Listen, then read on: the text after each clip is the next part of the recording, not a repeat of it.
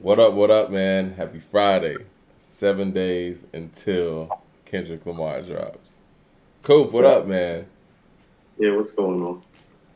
And 7 days to my birthday and stuff, too. What up? There we go. There we Happy go. Mother's Day weekend to all the mothers out there. Shout out to the Um, mother. Shout out to the mothers. I don't know if you heard, Coop, man, but Dad's put out a post. I might wait till some more people get in the room, but Joel from Death Row passed away. Oh no. Sorry to Yeah. hear that. Yeah, so in the post, he said, RIP, rest in peace to Joelle. I'm sad. This really hurts. But Joelle passed this morning. Wow, death row for life. We're going to miss her. Classic music, family over everything. And he posted a few pictures, but one of the pictures was, with him, Nate Dogg, Joelle, and Corrupt at the card table with some Mm-hmm. yak. Yeah, man, she was the soundtrack to a whole lot of those death row songs, man. Like the backdrop, rather. Uh, Background. Mm-hmm. Let Me Her and Nate Ride's one of my favorites. Wasn't her at the end of Dre Day? pretty much think that was her at the end and beginning of everything. It wasn't like Nate Dogg from like 92 to like 95. Right, that quintessential West Coast singing in the background at the end of a hard beat or something like that's her. Yeah. So yeah, man, I know she. I was checking out her Instagram page, and I know she had a YouTube channel as well, and she was doing shows and stuff like that, like what we're doing, live streaming. So rest in peace to her. I don't know the details on what happened, but again, for the people that are getting in the room, shout out to everybody in the building that's coming in the room. Daz just posted that Joelle from it's Joelle, right? Yeah, sure. Yeah, yeah. I've always said that because whenever I saw her in the feature, Joelle from Death Row's passed away. He says, "R.I.P. Rest in peace, Joelle. I'm sad. This really hurts, but Joelle passed this morning. Wow, Death Row for life. We're gonna miss her. Classic music, family over everything. So, condolences to her and her family, and I mean to her family. Excuse me. And rest in peace to her." And there's another one that I wanted to acknowledge as well. Um, Mad Lib and Oh No's father passed away yesterday. And he was also a soul singer, Mr. Otis Jackson Sr. So he actually posted, I think he passed away Monday or Tuesday. It was like right around the time when the Black Star album dropped. So, I think it was the day after, so I think was it it was the day Thursday. after? It was somewhere around there. So, I think it was yesterday. It was either yesterday or like the day of, I feel like. I don't think it okay. was before, at least not when I saw it. I saw it the day after. Yeah, well, yeah. Rest in peace, Mr. Otis Jackson Sr. You have cultivated and birthed and raised some musical geniuses and people that mean a whole lot to hip hop. You mean a lot to music as well. Shout out to everybody coming in the room saying that this is the best podcast right here. You know what? We got a lot to talk about today, man. We got some long overdue praise for man. I'm just gonna say it. It's Armageddon. You want to start there? Where? Um, with Czarface. Why not? We got a lot to do. We got a lot to cover, man. But yeah, we want to give some long overdue praise to Czarface. Method Man hit us with the album that we weren't expecting today as well. So we're gonna be talking about Meth Lab 3, and of course we're gonna be talking about Jack Harlow's album, just to talk about if it lived up to the hype, because there's a whole lot of hype surrounding this individual and this album. I think that we're at an interesting part of where we're at an interesting intersection when it comes to hip hop right now, right? I remember a couple of weeks back when Push was about to drop his album, all of the major outlets were citing the four efforts that were coming, right? You had Push's album, Future's album, Jack Harlow's album, and then ending with Kendrick's album. And I'm sitting here looking at some of the interwoven things. Black Star, which isn't a major, Ransom, which isn't a major. They're kicking the majors' asses right now. Meth Lab, even though it's Method Man, not really a major, not getting major push. You're not seeing him on Hot 97 talking about this. They're talking to Jack Harlow instead of talking to Method Man about his album. We're gonna So, talk about that. what's that? We're gonna talk about that dynamic. That Yeah. dynamic needs to be addressed. Yeah. So it's like, it's really, let's just keep it a buck. And, respect to all of the MCs and everybody loves hip hop, I'm sure, but this is hip hop versus the machine. That's what it looks like to me. April, we've seen that. Want to be.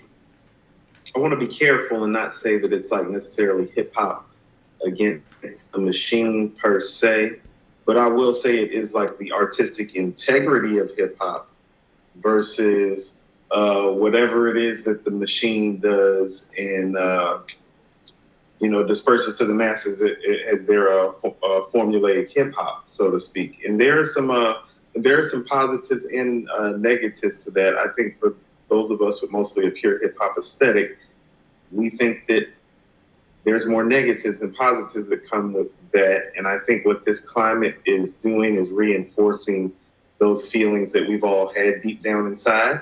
Yeah. Anyway, even when things have been more hit driven, even in those moments, I think core hip hop fans have always felt like there was more negatives than positives from that style and that vein of hip hop dominating. Right. Okay. I want to clarify slightly because obviously in this scope of the conversation, Pusha T would be machine, right? Not saying Pusha T's not hip hop or anything in that. He's had a major push, Coop.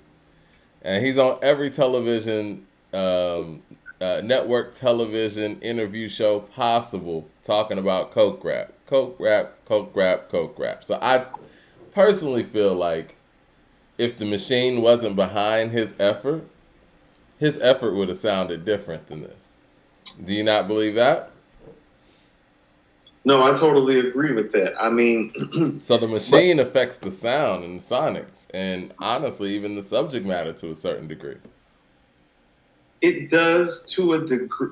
Okay, so this is what I'm talking about, where there's positives and negatives. It's like, okay, so those things are true, and so you could call those things a detraction.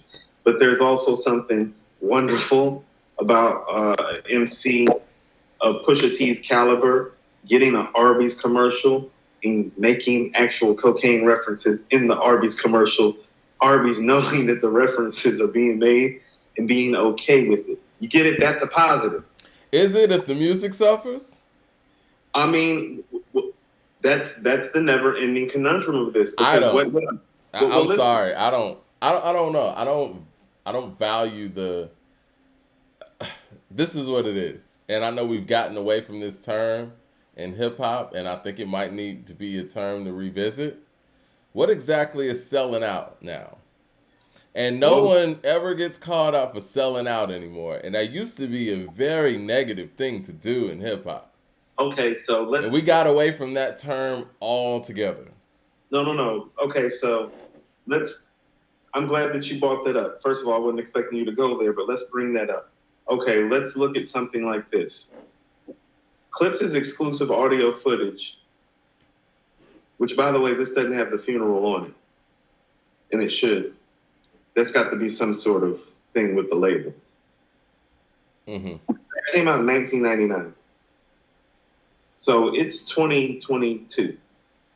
So that's 23 years that a rapper of Pusha T's caliber has been in the game now. Is he the rapper that he is now in 1999? No. But what I'm telling you is that when a rapper like this, of this caliber, doesn't get this type of rollout until this stage of his career, it's not selling out, it's cashing out. Because he's kind of... So you're saying selling out happens quickly. More quickly than this, because you and I know that he's paid his dues. How many mixtapes has he released? How many albums has he released? How many group projects has he released? How many guest features has he been on? Like, he's paid his dues in any way that a MC can pay their dues. And he's paid them through different eras. And that's what I told you. It's like, well, I don't love that he's doing the rollout, because much like you, I felt like the rollout and everything that was coming with it was going to compromise the music. And that's why I was saying, no, I don't like it, but when you've been who he has been for as long as he's been to never gotten a rollout like this, that's not selling out, that's cashing out. Now, somebody getting this 2 or 3 years in a run when they're talking the way that he's talking and then maybe doing a rollout like this and then coming and it's like, oh, well, that doesn't sound like the last project. No, that might be a little bit more problematic. Now, my question would be, what makes this progression and next level when artistically you're taking a step backwards? I didn't say it was next level. Well, what's this? Album is next level. Okay. All right, let me get the Rick Ross super chat. It says, peace and love, family. R.I.P. to Kevin Samuels. Yes, I don't want to hear y'all talk about shit other than the Black Star album. Legendary shit. For real, man. I've been listening to that Black Star album all week. It's really messed up my ears in a good way. It's opened up those possibilities of what this hip-hop shit can be and needs to be, and I love that. Those are the things that really made me fall in love with hip-hop, period. Like, when you heard albums like Only Built for Cuban Links, I remember hearing Ice Cream or seeing Ice Cream on Rap City being like, yo, I've never heard anything like this before.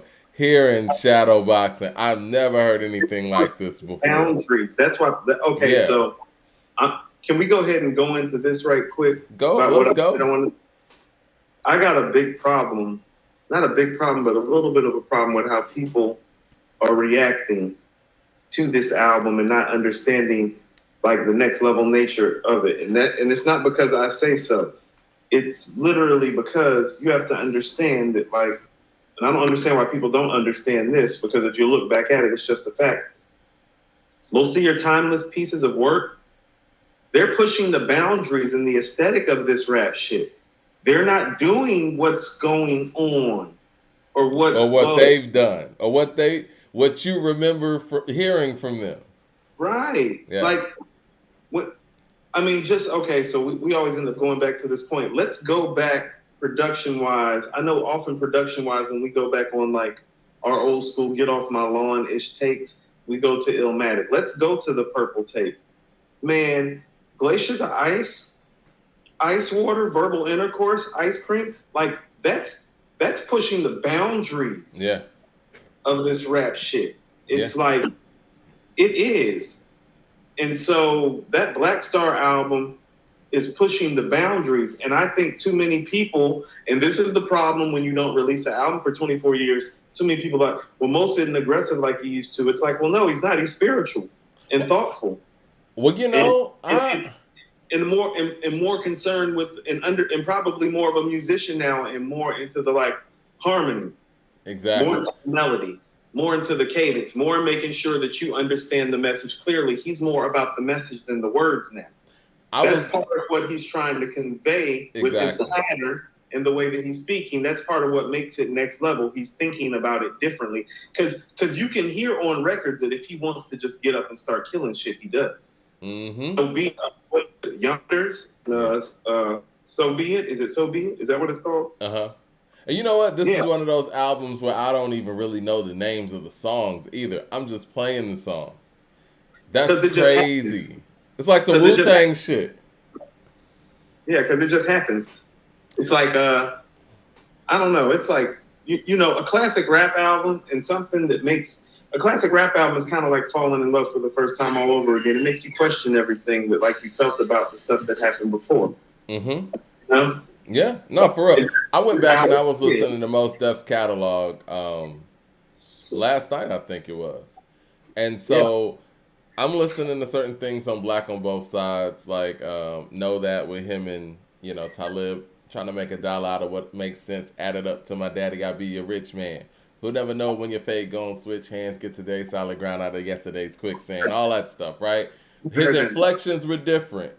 And then I listened to the New Danger and, you know, Life is Real, killing the shit. But then I listened to this and I'm like, he's still killing this shit, but he's taking on a, like you said, a different approach. And I appreciate the approach. I actually like the approach because if he were to come like he did on those records, it would sound somewhat fake. I don't know if And even I don't even want to say fake, but it just doesn't fit with the sonics of what's going on here. it doesn't fit with the stuff that he's in his life, because I want people to understand this is that, and Talib alluded to this, is that where Yasin is spiritually, like kind of, invokes me as an MC differently than when I'm approaching other projects. So when people are talking about Talib as the star of this album, well, what I'm telling you is that the thoughtfulness that Mos is bringing to the table, the conception that Mos is bringing to the table, the spirituality that Mos is bringing to the table is bringing out the best in his partner. That's part of what is beautiful about this album. That's part of what's next level about it. When have we talked about a duo doing that for each other, where it's like, well, no, well, him doing that brings out the best in what that guy does, and the producer is hearing both of that and doing both of what they do well and allowing them to shine. Well, what do you say to people? One other guy rap, and they're gonna have one other guy rap, and it's gonna be Black Thought on a Black Star album. And also this too, they stuck to who they are in the theme. This album feels very Black, very Pan-African, very indigenous, very thoughtful, very Black driven. Their name's Black Star. Yeah. It's some rock star shit, man, as far as I'm concerned. And the way that Mos approached it. And Talib, too. Like, Talib he sounds somewhat different. And I know somebody pointed out in the comment section that Talib and Madlib did a album together. But this right here just sounds different. It's different. Yeah. That's Mos's influence on it. That's what I mean. Like, in a lot of ways, it's like Mos is the captain of the ship in a lot of ways, but Madlib and Talib understand Mos so well that it's just like the synergy of it just comes together. It plays well. It does. I'm hearing people talking about the mixes. It's like, oh, it's over? It's like, oh. I'm hearing people talking about the mixes of the project. And you know what? I didn't really notice some of that until like I had it on a big speaker in like a wide open space that echoes or whatnot. And right. Yeah, the mixing could be a little bit better. But again, when you're trying to get a raw feel going on, I would think that these guys did this somewhat purposely, via, i.e. a Donda or something like that. Like if you're going for that industrial feel or something, or next level feel, I could see it not being super polished. Okay. So let's address this, because that's actually, you want to know it, when I was riding around, that was one of the comments that I had. We're going to address this engineering thing when we get to Jack Harlow's album, because here's what I was trying to say. And Talib made a post with him and his engineer and Dave Chappelle too, by the way. I didn't mean to interrupt you, but I thought that was interesting you said that. I'll find the engineer's name while you're talking. But it's just a little bit different when guys like Mos, who is an introvert and recluse, Madlib, ditto, and Talib, who is media-wise controversial and aggressive at times. And so when those guys move in that manner and give you something that has what I just call it that Enter the Wu-Tang feeling, where it's like, well, you can tell they recorded it in the basement and you really don't give a shit because it's so dope. And you can tell that they recorded in the basement and you still don't care. Like when you're trying to give off that vibe intentionally, well, it's just easier when guys like Mos and Madlib and Talib do it, as opposed to somebody spending like 10 grand a day to stay in an entire stadium and literally call half of the rap industry. And it's like, well, if you're spending money to do all those other things, you might as well spend big industry money to have it cleaned and engineered that way, because here's the reality of the matter. You're spending money on every damn thing else. Reggie Noble says the Donda slander needs to stop. I'm not slandering Donda. I like Donda. Yeah. Coop doesn't like Donda. It's slavery. It's slavery. I loved it. Why would you do that to the engineer? And Jarrell Green with Super Chat says, Talib said on an interview with Hit Boy that Nas was supposed to be featured on the Black Star album, but instead they used the verse he gave them on The Curse. The Cure, excuse me, not The Curse. What am I talking about? The verse that they gave him on The Cure. Clayton is asleep with the Super Chat says the drums are all over Hold up. Said the drums are all over on that, but the album, the drums all over the album are great. The open hi-hats make it stand out more than others this year. I'm curious about the future of this album. I wonder if it will ever release on regular streaming platforms or on vinyl, etc. I hope they do a vinyl. I would get that vinyl. I'm going to say that right here and right now. I would go purchase that vinyl. I got Daytona in vinyl over here. I would get that vinyl. I need to go get Pray for Paris too. I mean, I just think it's funny because people are literally, I want you to understand that people are literally telling me that the reason that this project isn't classic is most. I think their ears aren't ready, man. Because it seems like the people who get it, get it.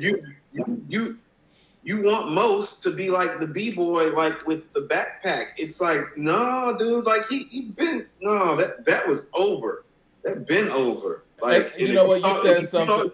If you thought that putting Black Star on the front of it and putting him next to Talib was just about to like reinvigorate that, like magically, it's like that's not how life goes. Well, you know what? You said something earlier about that and being put in a box. I don't think there's anybody in hip hop that's been put in more of a box than people who were quote unquote backpack rappers.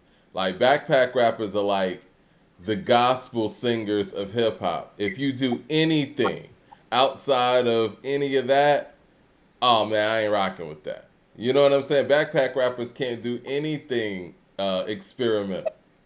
They got to keep the boom bap going. And they didn't do that here. And like you said, some people ain't feeling it. People keep talking about his energy. I'm like, what energy? I'm like, fam's like 40-something, just like Nas and like Jay. Jay don't have no, like, what's Jay's energy like on 444? What's Nas's energy like on Life is Good? Like outside of like the Dawn and like a couple. You get what I'm saying? The energy's in the words. And the energy is in the conception of the album too, yeah. Mike. The energy is in the flow. The energy is in the sound. The energy is in the movement. If you pray, don't worry. If you worry, don't pray. That's where the energy is. You gotta listen to the words, man. The devil run from me every time he smell me coming. You know what? I'm nominating Mos Def for MC of the Year. No. I'm not going that far. No, he's in the running. Can he not get a nomination? I ain't saying he is. No, but I mean, I got Ransom at the top right now, right? Ransom would have to be in there. Talib would have to be in there. Cole would have to be in there. I mean, Ransom, Cole, Talib. You don't want to put most in there? The pen work is crazy in there. Method Man would have to be in there. Method Man's in there. Method Man's in there. That's not a question. Method Man actually might be the front runner in this one. We're going to talk about that. Oh, do we want to go? All right, yeah. Let's go to Czarface first, and then we're going to go to this Method Man discussion because you want to talk a lot about Meth, and you know what? I was really impressed. We'll talk about Deck too. Yeah, we're gonna talk about Deck. We're gonna talk about Wu-Tang. All right. Wu-Tang forever. Well, thanks to the fans, and you know we are the platform that's gonna give you guys what y'all want to talk about hip hop wise. We're not gonna bury no shit like some of the other major media platforms, and y'all have told us to talk about this Czarface album, so we went, checked it out. We should have been talking about this. It's just so much music, man, you know. So, you know, sometimes we even got to get a chance to catch up. And it's only so much time that we have during our episodes to talk music. So we're not boring out to death. But this shit was hard, Coop. Like to apologize to Czarface? Yeah, man. This is another example. Apology that they deserve. Like a frontline review for when they dropped this album because they just dropped it like April 29th. It was, yeah. Straight up. This is another example of why Wu-Tang is by far the greatest hip hop group of all time. They are. There's no group that you're gonna find anywhere, top to bottom, with MCs this talented that have this level of longevity that are just as good or very close to where they were skill wise when you first heard them, if not better. And it's 9 of them. It's Wu-Tang forever. It's 9 of them. It's Wu-Tang forever. It's like a gang of lyricists. Today is the day that like people should understand that like last Friday, because today is May 6th, right? Right. Okay. So last Friday, Czarface, Inspector Deck, and what are their names? 7L and Esoteric. Mm-hmm. Which is Czarface, the three of them collectively. Mm-hmm. Esoteric is dope, by the way. Yeah. Yeah. And then a week later, we get Method Man. It's like, no, it really is like Wu-Tang forever. It's like, well, rhyme-wise, like Deck is this. You hear Deck on here? Yeah. I know that I think their first project is probably better than this, but it's like I don't know if he sounded better on this because I feel like he's back in like kind of primish form again too. Doesn't it sound like Deck, like Wu-Tang Deck on here? It does.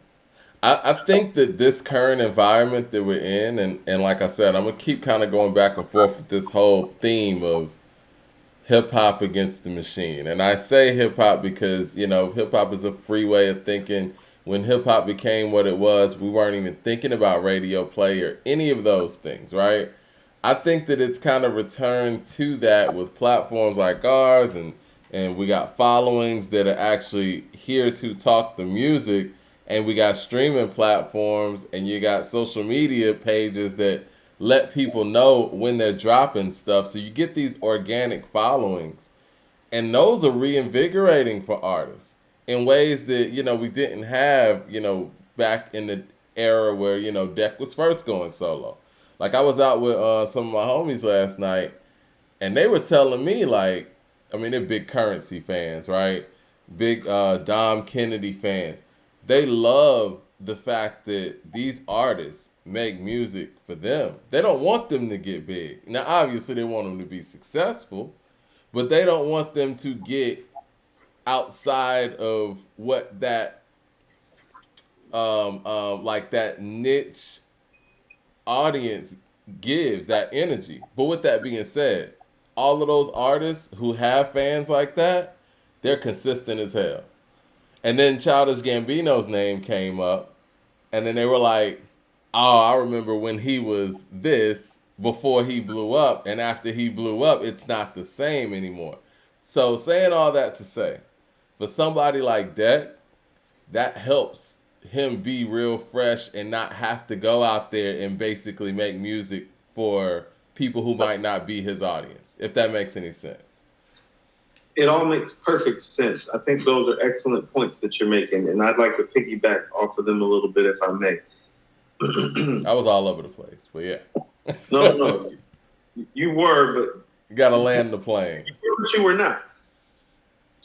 This climate, right now, as it exists, is perfect for Deck, just like it's perfect for Ransom, just like it's perfect for Griselda, just like it's perfect for guys like Nas, KRS-One. Like, if you can...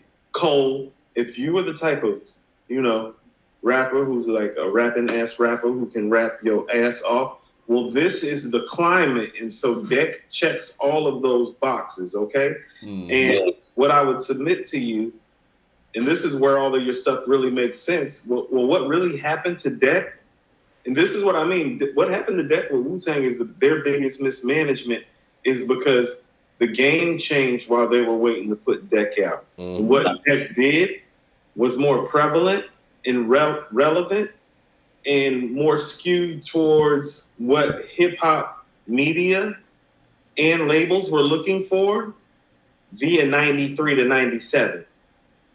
After 97, it changed.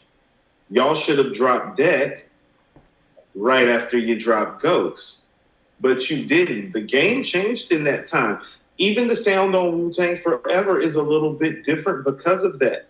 That's why Triumph is $1 million video. The game is changing. Mm-hmm. And what's really happened to the game is that the first big influx of financial cash for Black people really happened in the business. And that's what really changed. People have to understand that in 1994, that means we were just 20 years in on this shit. People are just starting to really cash in. Right. And the industry part of it was younger than that, really. I mean, when you think about industry part's even younger than that. Yeah. It's like the dope game, Mike. You know, it's like when you see your first piece of change, it's like you hustle for a little bit to make ends meet and, you know, do what you got to do, and you re-up and you come back again. Like their re-up was super big because the game had changed. The cost of the work was different. You feel me? Right. Like they could sell Protect Your Neck out the trunk of their car and be flat broke and just do whatever they needed to do on their corners, like live. It's like the new Triumph. We need to push weight. We need to push weight now. Shout out to 007 in the room. He says, this era is, I'm sorry, he said, this is the era of spitters, circa 94, 95, 96. That's what I'm saying.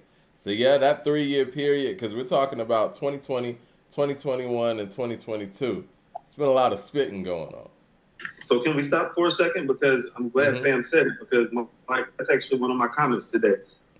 I'm just starting to realize it's like, you know what? 2020 might have been 94. Last year might have been 95. And this might be 96. This year is heavy. And we're not saying that just to gas shit up. You said. So listen, yeah. 94 was a great year, but it was really just a classic year. It's like some classic and some great stuff came out, and it was top heavy. 95 was a bunch of dope shit and a few classics at the top. 96 was that year where it was like, man, there was like 20 albums that seemed like they came out that you loved. Somebody said the Czar sounds similar to 96J. Did you get that? Where? 96J how? Like delivery-wise from Esoteric?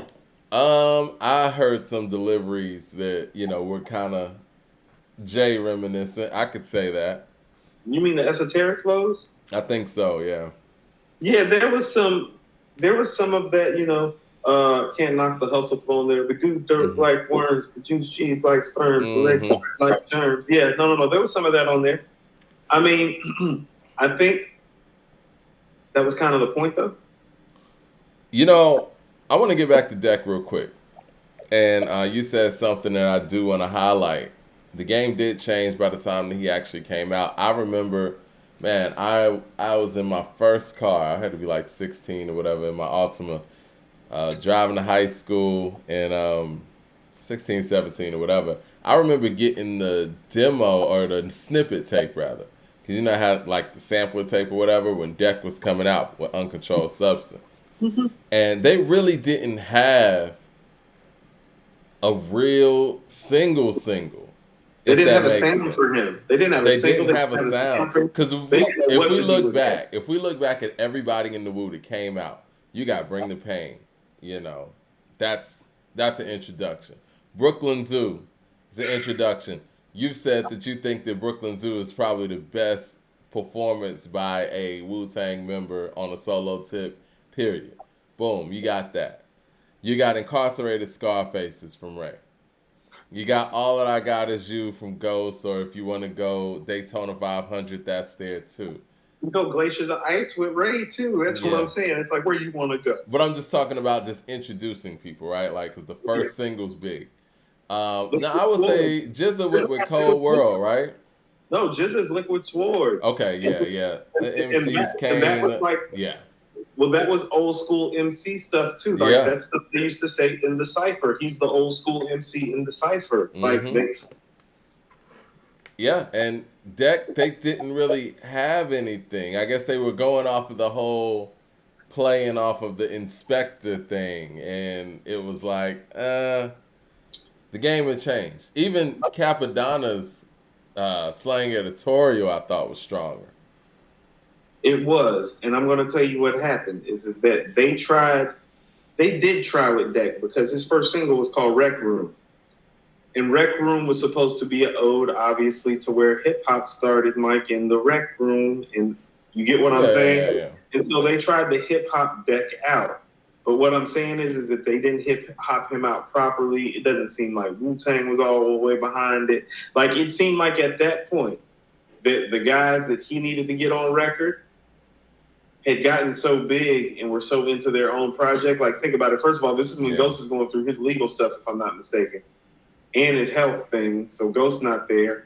Ray is like legendary at this point. Old I Dirty think Ray was Bastard. living in Atlanta at that point. Right.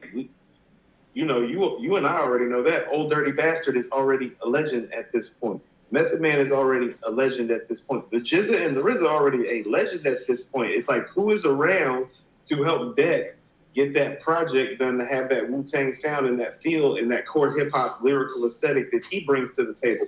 Because what needed to happen for him is really somebody, like RZA needed to do for him what he did for Jizza with Liquid Swords, which is pretty much like, you go rap about whatever it is you want to rap about. I got you. Yep. Jay Short with the super chat says, I don't think the producers are at the level of 94 to 96 though. Maybe because of the lack of sampling. That's a good observation. I don't think the songs are as classic, but that doesn't mean it's all about how you want to weigh things. It's like, well, hey, like Primo didn't have a beat that hit like New York State of Mind until New York State of Mind. Not that like hit like it, like heavy. Boom, boom, boom, boom, boom. Like, nah, his stuff wasn't like that. It was mass appeal. Boom, boom, boom, boom, boom, boom, boom, boom, boom, boom. It wasn't boom, boom, boom, boom, boom. It wasn't that. You know, so like even those guys that you're talking about, oh no, they found their stride around that time. Go listen to their stuff in like 90, 91, and 92. Like it's super happy. Like Pete Rock was actually the guy that was actually thought to like have like the dark sound. Right. Right. Like those other shout out guys to were Reggie with like a happy sound. Primo shit was considered to be like the happy sound. His shit ended up being the hip hop sound. Him and Q-Tip and Large Pro were like, hey, to make a happy shit. They said Pete Rock was making the dark shit. Like it's funny how like history just kind of like, you know. Right. Shout out to Reggie with the super chat. He said, fellas, can you guys do a special episode, I'm sure he said episode, on the mother of hip-hop, Sylvia Robinson, and the next Hip-Hop Yearbook? A special expo. We'll do that. I think Sylvia Robinson needs her props. You know, like I said, I've been talking to the Hip-Hop Hall of Fame, and I think there's something that we can come together with on that. Like what you saying when you say that? Like what are we... You know, I think that maybe there could be some sort of segment in the yearbook that maybe kind of flashes back and tells a story, part of history or something. Maybe that's something that could be done. Or maybe that's something that we could do on the channel. Like someone in here told me to watch out with the Red Bulls because it killed Kevin Samuels. It's not good for the heart. Yeah, I don't really do Red Bulls too much. Just, you know, we had a long day and we got a show to do. So we had a lot going on. Me and Mike been up since. I've been up since like what, 7? You hit me at like 7:30 this morning. It was earlier than that actually. Yeah. The fact that you responded to, I'm like, man, I hope this fool didn't go to bed when I did. He really a fool. Yeah, I went to bed kind of late. But yeah, overall, man, this project, the production, and see, that's the thing about, you know, that comment that Jay Short made. I think now what we're doing production-wise in hip-hop, at least especially when you talk about some of the more non-mainstream efforts, you get one production team or one producer that's doing the whole thing. And I think that's the best. Now, that really reminds me of the early 90s type of vibe. Because back in the early 90s, a Tribe Called Quest album is going to be totally produced by a Tribe Called Quest, a.k.a. Q-Tip. That we know now. But, or, you know, a Public Enemy album, it's going to be all Bomb Squad. It's kind of funny, and I'm not saying this as a Nas fan, well, the shift, before this podcast started, the writer in me, remember when you gave me the information about how Kanye was producing 4 projects in 4 weeks? Yeah. I said, Mike, let me cover every one of those albums, please, unless you have somebody else that wants to. I said, because what he's doing, I think may shift the climate. Do you remember when I told you that? Yeah.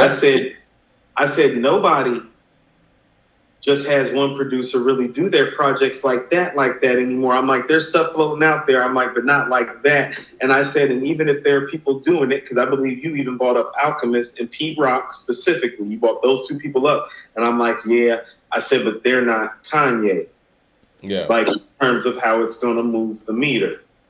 Now, since that happened, since Daytona, and Kid See Ghost and Ye and Nasir and Tiana Taylor. What has it been? Even the amount of songs that people put on projects now has been shifted because of that. Because when that came out, people were saying 7 songs. Now all the projects that come out, they're like 8, 9, maybe 10 songs at most. Now people can go pull this up. Go read my article review on Daytona, where I literally, the only reason I didn't give it a perfect score was because of the album cover, remember? Mm-hmm. Because I felt the album cover was going too far and it was disrespectful. But I told you musically it was flawless. But I also said, too, this is probably the new bar for how long the players are about to be because of the times that we're in. I wrote that about Daytona. What has it been since then? It's been that. That's why I wanted to write about it. It's documented. Like, go pull those articles back up, like, so people can see them, because it's like, that's the ability of Ye. That's why I'm saying, like, because you were right. I was going and pulling up Pete Rock and Alchemist stuff when you were saying that, and that's why I came back the next day and told you, it's like, yeah, but they're not Ye. Yeah. No, you're right. Like, so how many times has this guy shifted the culture, man? Right, but here's also why I want to say this to say, it's like, well, Nas was a part of that too, because the guy that really made everybody go get different producers was Nas with Illmatic. And he actually helped bring it back with the run with Kanye, having one producer do your shit. And he's also one of the people, guess who's done the best in this climate of one producer? Nas has. Right. Yeah. Culture shifters, legends. They do big boy shit, not little shit. You can see their impact and effect on the culture. You can see their footprints in the sand. Like, it ain't, you don't gotta force it or throw it on Rolling Stone or. And they don't have to ride a wave, you know what I'm saying? And I think that that's the thing in this climate too, where everybody's able to kind of be their own individual and really exist in that. They're not riding waves. I think that's another thing that I guess we're gonna call them, like, maybe some of the smaller hardcore fan bases like too. Their artist is not riding waves. You know what I'm saying? Like, Currency's audience knows that Currency's gonna give them some dope music they can ride to. He's not gonna go out here and get Jack Harlow on a, you know what I'm saying, and try to ride whatever wave is going on. I think that's and we're gonna get to that when we talk about the Jack Harlow album. But I think that's a very fickle attitude to have as an artist, and to try to reach that type of music listener, because I don't think that type of music listener is a hip hop listener. That's a pop listener. Mm-hmm. And I don't think pop actually has an actual sound. I think pop is just all about whatever is popular at the time. They're right. Somebody said Deck should have dropped. SD21 said Deck should have dropped spring of '96. I agree. That would have been like before Ghost, but like around that time, like there was nothing wrong with pushing those guys together, because if you really look at it, it's like, no, Meth came, and by the time Meth was doing I'll Be There For You, like Brooklyn Zoo had already been like came, and you know, like they were overlapping. They were overlapping each other with no problem. All right, so we're talking about like songs being minimized as far as like the number of songs that are on albums. Mm-hmm. Is Kendrick in position to change that notion with this double album? Well, also too, this is what I mean about culture shifters. Well, the first set of classic hip hop albums, Mike, what are they? They're 7, 8, 9, 10, 11 songs. Yeah. How long is LL Cool J's Radio? It's somewhere around that. Radio might be like 7, 8 songs. Yeah, Paid in Full's not a lot of songs either. How long is Criminal Minded? By Any Means Necessary. Yeah. The Great Adventures of Slick Rick. Am I naming a song that has more than 12 records on it yet? No, because the thing is, back then we were on vinyl, and vinyl only fit so many songs. You know what I mean? So there was no putting 15, 16 songs on vinyl. I think that, and I say this about Michael Jackson, like, I think Off the Wall, Thriller, right? And then Bad. These are his vinyl albums. Now, obviously, CDs existed, you know, in the mid-'80s, but they didn't become like, you know, just common objects, and everybody didn't have a CD player until maybe like 90, right? Where vinyl kind of just took a back seat. His first CD era album was Dangerous. he had to make more songs than he had ever made before on an album. A lot of those songs that were on Dangerous, and I think Dangerous is actually a really, really dope album, wouldn't have made it in the vinyl era of Michael Jackson as an artist. Well, because he And wouldn't so have had to in the do CD James. era, people were trying to fill up these 75 minutes. I think we've gone back to the vinyl mentality in the digital era, if that makes any sense. I didn't mean to interrupt you. No, you're perfectly fine. But yeah, I think that we've dialed back in the streaming era to the way that people really need to listen to music. These long albums and the double album era, this was all to make people feel like they were getting their money's worth in the CD era, since the CD was able to hold 75 minutes. I don't agree with that. You don't agree with that? I think that's the optimist in you. I told you, like when rappers release double albums, there's something contractual about that to me, and not artistic. Yeah. To give the fans more.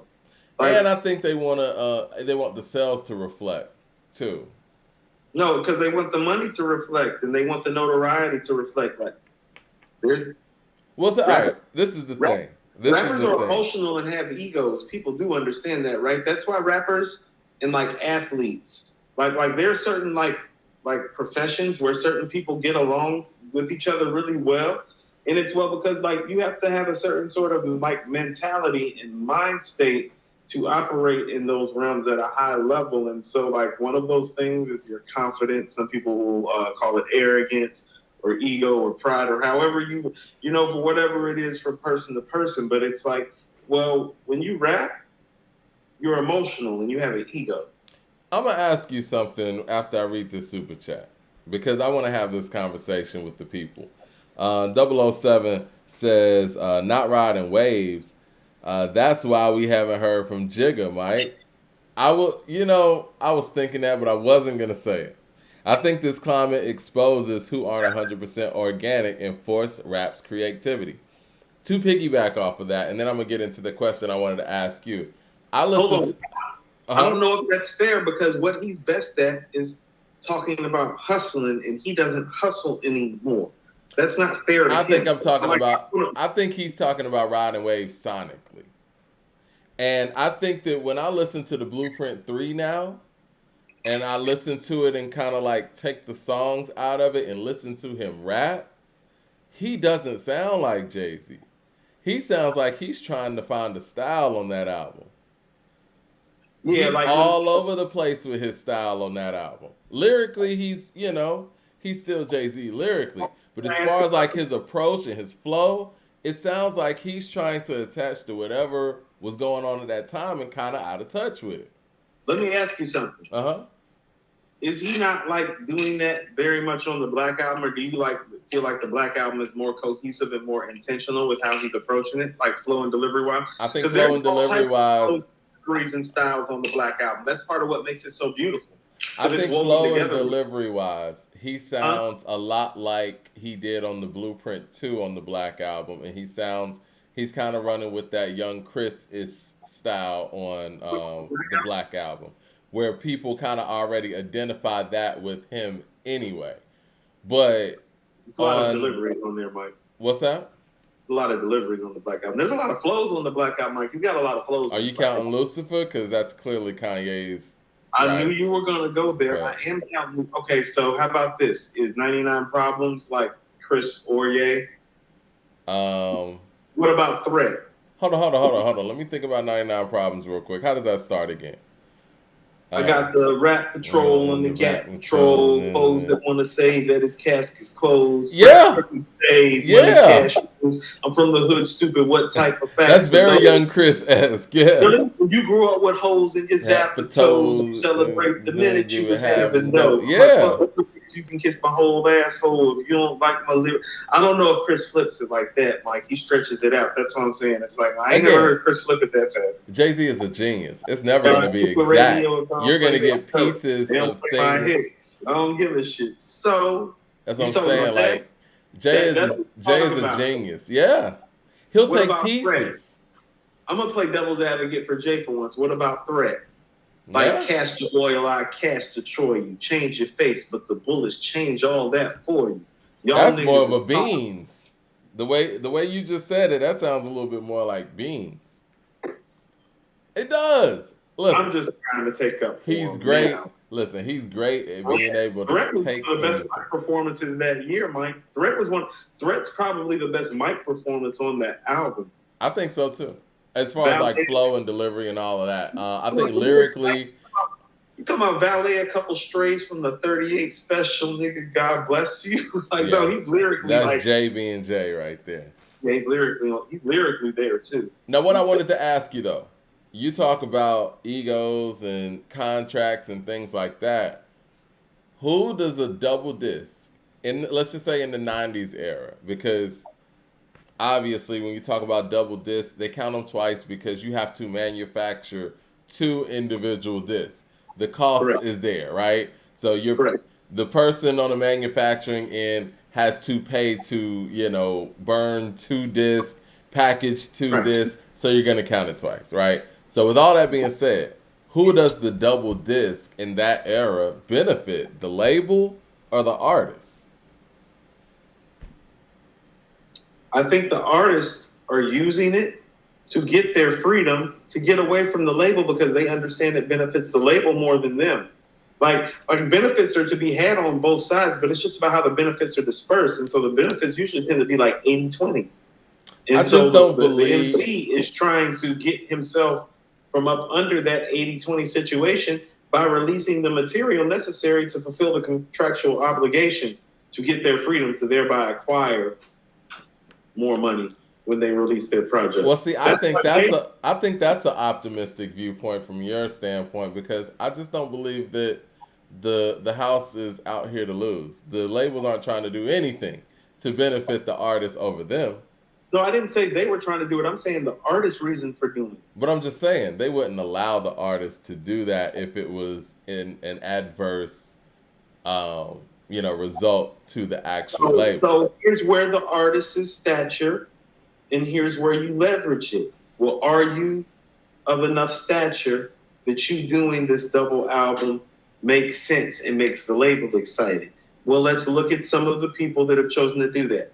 Tupac, the Notorious B.I.G., Wu-Tang Clan, Nas, Jay-Z. Well, yeah, when they tell you that they want to make a double album, guess what the label's about to say? That's the leverage and the power of the artist, too. Well, let me give you this. And it's funny since you mentioned them in those terms. Or Master P and you're pimping the game, and Priority's looking at you like, well, make as much music as you want because you already kind of pimped us in this deal, so we need you to make as much music as possible so we make our money too anoo. Which way you want to play this game? I don't think Priority lost anything in those dealings. I think I didn't say they lose anything. I'm saying they got pimped in the sense that it's like, well, no artist ever got what he got. But no artist ever put up what he put up either. That's the thing. You want an 80-20 deal? You got to put up the bread to be able to do that, and you handle your own marketing. And a lot of artists, Pretty certain it was 85-15. No, it's 80-20. It's 80-20. It was 85-15. I've never heard that. But we can go research on the dollar. Yeah, we're going to look it up. We'll look it up. But regardless, even if it was that, he's going to have to put up those marketing costs out of his pocket. And if you fly, you fly. If not, whatever. Because at that point, all Priority's doing is handling the manufacturing and mass production and stuff like that because they got to cover those things. But what I was going to say, when you talk about... Go ahead. That's where, I'm sorry to interrupt you, but that's where P is really so groundbreaking is that he showed people, it's like, man, you don't need them for nothing but they name. You can do the rest of this yourself. Well, he didn't need anything from them but their ability to mass produce. And that's what I mean. You don't need nothing but their name and their brand to push it out. And their ability to get his videos that he probably was paying for on television.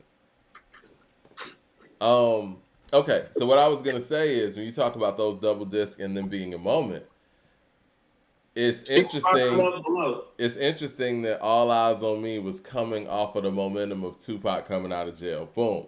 Okay, you've been locked down. Everybody's looking for you. It's your first Death Row album. let's hit people with something special, double pack, boom. And honestly, let's be real.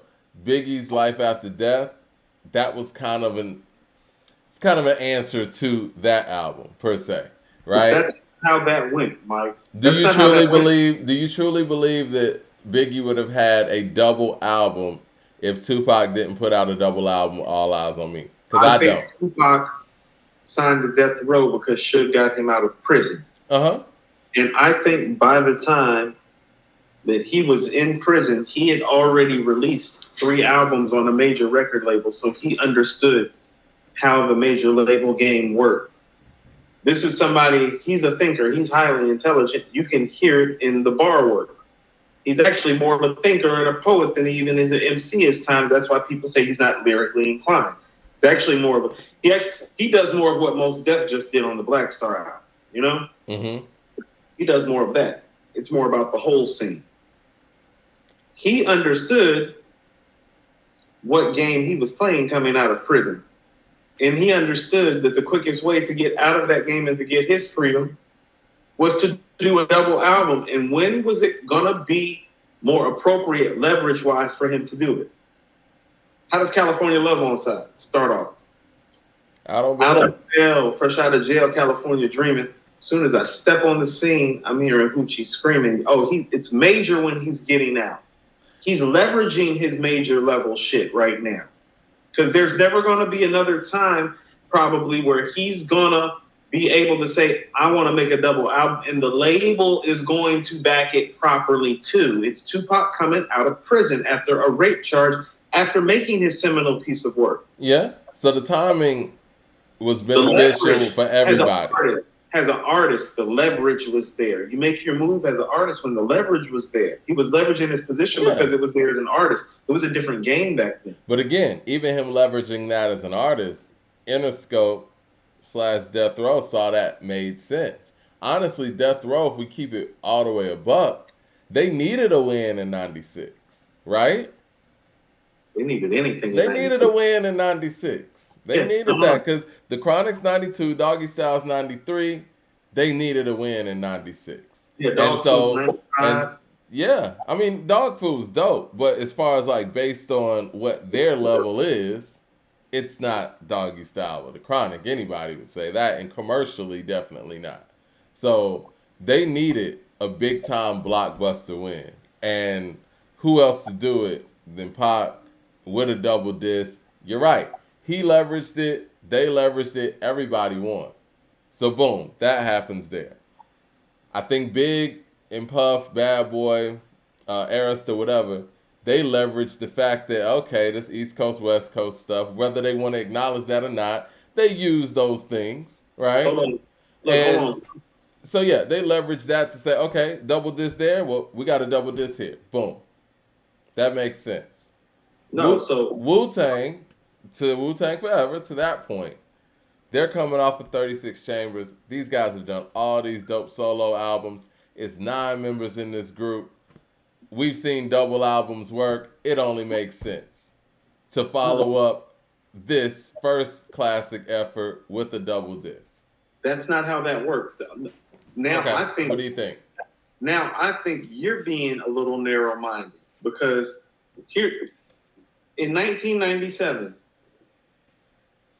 you have to offer Raekwon, Ghostface, and Method Man, and Old Dirty Bastard more money some sort of way to show up.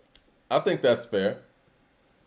That's where the double disc comes into play for Wu-Tang. Wu-Tang's a double disc because, quite frankly, there's about half of the clan that it's gotten very, very rich without the other half of the clan. Like, Ray is big.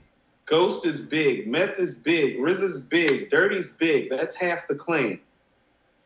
Those guys aren't coming in at the same rate before. Like, they may love these dudes. Those are your brothers. That's not the same when you can go out here and get this check. Like, when Ray looking at it like, man, I can get a Wu-Tang check or I can go get a solo check and a Ray and Ghost check because my solo shit popping and the Ray and Ghost thing is popping. So you're saying it was more of the label's concept to do a double than the artist in that one? No, I'm telling you that the artist is saying, let's do this, like, to get more money out of it. So it makes sense for them to spend the time to stop what they're doing solo or duo-wise, as in Method Man and Redman, as in Raekwon and Ghostface, to do this. Right, so they need a bigger budget to record more songs. Everything got to be bigger. It's Okay. different now. It's 1997. Meth is real big.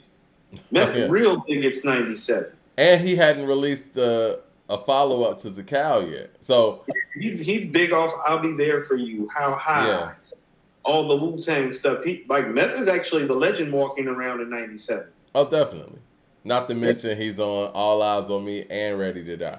He's everywhere. Yeah. He's everywhere. He's a legend in 97. Okay, so I can see that. That makes sense. What are your thoughts on Bone doing a double disc for Art of War? Why do you think that happened? Do you remember the interview in The Source where they were talking about how they've had label problems from the start? Okay. This is what I'm talking about. It all centered around getting away from the label and the money. When people see how the money goes, Sax brought up a point earlier. It's kind of drifted away in the track. Big had a 6-album deal with Bad Boy. His next was supposed to be a triple disc to get out of this deal. He was talking about that in the last Source interview. That's why Life After Death was a double. Big realized it too. Like, these dudes were getting hip to the game and talking and realizing, you have to understand, when Pac and Big and Nas and Wu and Bone and these guys are signing these deals, hip-hop is not the money-making machine that these guys help turn it into. Oh, yeah, definitely. I mean, it's kind of like the NBA, man. When you look at that whole contract issue with Scottie Pippen, he signed his first contract before things really started blowing up out of the water. And in the middle of his contract, the NBA started making crazy amounts of money. Let's go back. No, let's go even further back than that. This is like when Magic Johnson signed a 20-year, $20 million deal, has in $1 million a year. Right. For years. That's where rap was when these guys are getting their deals. When Snoop's getting a deal, Pac's getting a deal, Nas, Big. When these guys are getting a deal, if you make like a few $1 million in your career, that's a big thing at that point. Like, if you can make a few $1 million, like, and keep it, and not spend it and not blow it and do something with it and turn it into something else, like, that's a big thing. They literally watched it change into something where they were hoping to make like $3 to $5 to $10 million off of, to the type of thing where they're watching the people who, you know, quite frankly, sign them, make 20, 30, 40, $50 million off of what they did. That changed everything. So 95, 96 is the change because the money starts coming in. The money's not really there 92, 93, 94. Like 95, the money started popping up. 96, the money's there. Like 96, you can hear it. Like, listen to how the score is put together versus how Illmatic is put together sonically. It's like the money different in 96 with Columbia Records off this rap shit. Well, somebody in the chat says it was 85-15. This is what I will say, man. 85-15, I thought it was. This is what I will say about All Eyes on Me, man. All Eyes on Me, if anything, created the excitement that could show labels that, yeah, this is what the consumer does want. Now, me personally, I mean, I don't know. We could see if it... Boom, we should be back on. Sorry about that. I had a little power outage here. Tell everybody else to, you know, get back in the room. We're going to keep this discussion. No. I'm in the chat right now. I'm telling everybody we're back. Yeah. Cooper's in there keeping us alive. Man, I got this Boost Mobile internet popping off over here. People say, what's going on? And stop. All right, so we was talking about double disc, though. First, hold on. I thought we were having a double disc talk. Okay, we're back up. Cool. Look, we were having a double disc talk. We were down. First of all, we got to rate all these albums because we got to rate the Czarface. People are asking about the Fife. People are ready for us to talk about the Jack Harlow. And as far as the double albums go, people bought up Master P's The Last Don and 8 Balls Lost, which was, I believe, 3 discs. Lost was 3 discs. How many solo albums did 8 Ball actually put out? I think maybe like 2? 2 or 3. Was it? Okay.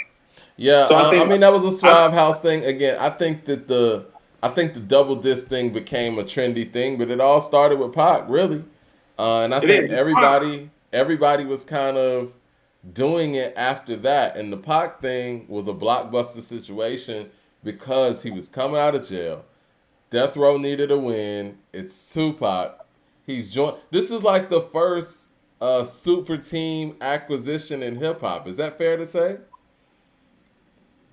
Like a big label machine where you got Dr. Dre, Snoop, Dogg Pound, Suge Knight.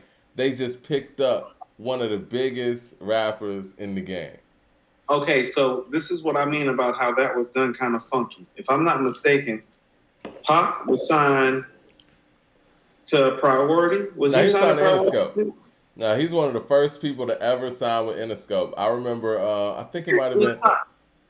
Let's stop for a second before you go any further. So he signed to Interscope. Mm-hmm. Who's distributing for Death Row? Interscope. So when he's signing to Death Row, what is he really doing? He's assigning more of his Interscope rights to where? To Death Row. You know, honestly, I'm gonna be honest. I think that who's getting run by who? Suge and Dre at the time. No, but who's running? But who? Where Death Row getting their money from? Oh yeah, Jimmy Iovine. Who's running what? Yeah. So they just backdoored Pac, okay? Oh yeah. They just took Pac from one door, and it's like, okay, you're not an Interscope artist anymore. Let's take him out back, walk him back around, walk him on the Death Row side of the building. It's getting distributed by Interscope. We've been an Interscope artist the whole damn time. They did the same thing to the game. The game was signed to Interscope. Aftermath, they say, you know what, to put you out, we're signing you to G Unit. Right? But this is why they are marketing geniuses over there at Interscope. They know how to repackage and repurpose situations. I think that, I have no confirmation of this, but just in my opinion, I think that the negative buzz and energy that Pac was getting on his reputation based on the allegations, the shootings, pairing him up with a label like Death Row made sense from a marketing standpoint for Interscope. You understand what I'm saying? Oh, I'm not saying it doesn't make perfect sense. Never before has an artist signing to a label at the time that they signed to a label made more sense for the distributor, the label, and the artist. Mm-hmm. Everybody won. Yeah. He needed to get out of prison. They needed a big win because all they were used to at that point was big wins. And all the people who were funneling them millions upon millions of dollars were used to was them winning. This is what I'm talking about. So you can look at All Eyes on Me as the point that everybody looked at. This is why Pac is such a trendsetter. That's where the machine changed. Yeah. Right there. About Pac. About All Eyes on Me. You remember California Love? Remember MTV News was reporting live from the California Love music video before we had seen the video. Like, we knew what the video was going to look like before the video because MTV News was there. Yeah. They were recreating the movie scene, the Mad Max. When you ever heard of a rap video recreating a movie before? You know what else that reminds me of? That reminds me of the In the Club shoot. In the Club don't have shit on this. No, I understand what you're saying. What I'm saying is how Interscope did it. These niggas is making movies. I understand what you're saying. What I'm saying is the way Interscope did it, and the way that they had MTV doing the behind the scenes when he was out there doing the calisthenics. They had Dre here. They had Eminem here. Interscope runs a well-oiled machine when it comes to that type of stuff. What they do is they'll sign an artist, and then they'll put that artist by the biggest artist they have and make it all work. And they sell stories too, 50 getting shot 9 times. We couldn't hear it enough on MTV News when they were about to drop "Get Rich or Die Trying." I'm gonna tell you about something. Pac checked all the boxes. It's like, okay, so Pac is good looking, so it works for the women. Like, but also Tupac is also like stylish, like the way he dresses, how he walks, how he acts. Well, the guys want to be him too. Like, that's check. Well, he can write his ass off. And he can make a great song. It's like, check. Well, he's charismatic. Check. You remember the part that I remember? Like, this is the part of me. Like, you a kid, and I know the other brothers remember this too. I remember the part. He's like, niggas want to know why I signed to Death Row, and he pulled out all the money. Yeah. He started flashing the money and stuff. That's the part I remember. yeah, that's the shit that I remember. You feel what I'm saying? Because he resonated with you like that. It's Pac with the bandana on. You see him the thug life through the shirt. He's got the death row chain on. He's flashing the money. It's a moment. You ain't even seen the goddamn video. Uncle Fran with the super chat says, I always hate your take on SC. I think he's talking about Sean Carter. But you guys are the best on the industry talk. Yeah, the game changed in '97 and suffered because of that.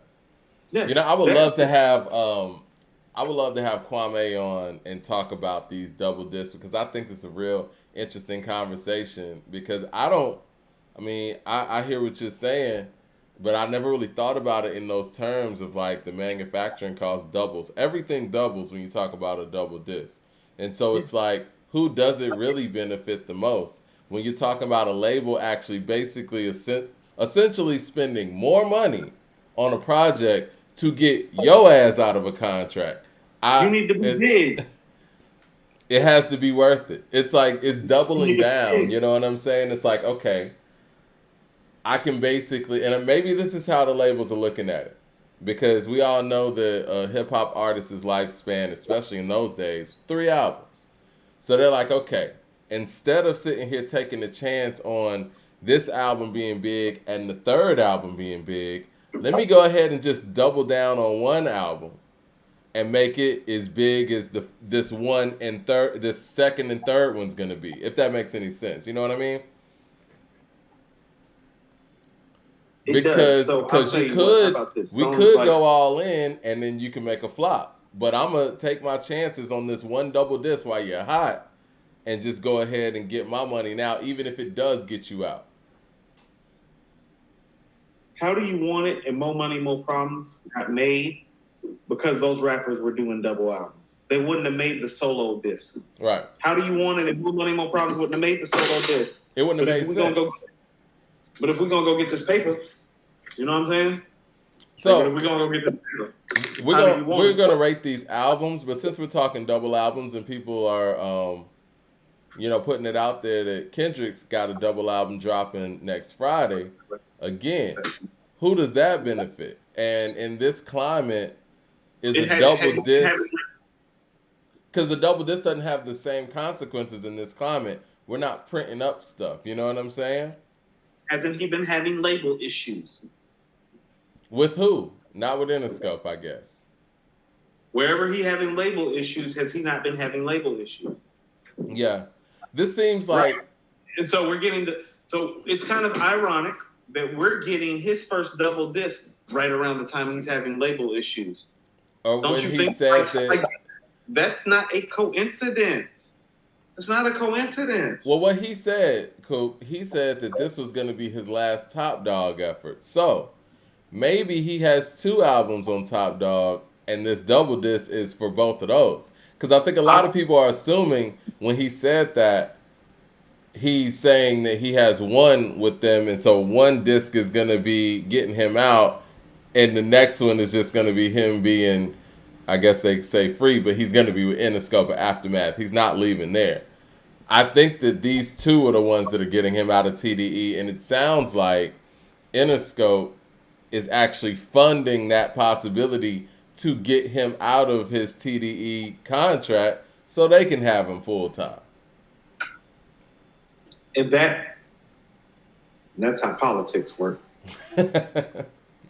Again, I'm just trying to talk through this and see how it makes sense for everybody involved. If Kendrick wants out of his TDE contract... But what we need to stop doing is stop making it seem like these artists are making these double albums because they need to express themselves creatively. Like, stop that bullshit. Stop that bullshit. You want to know how the speaker box and the Love Below exists? Because Big Boy couldn't get Andre to fucking rap on his side.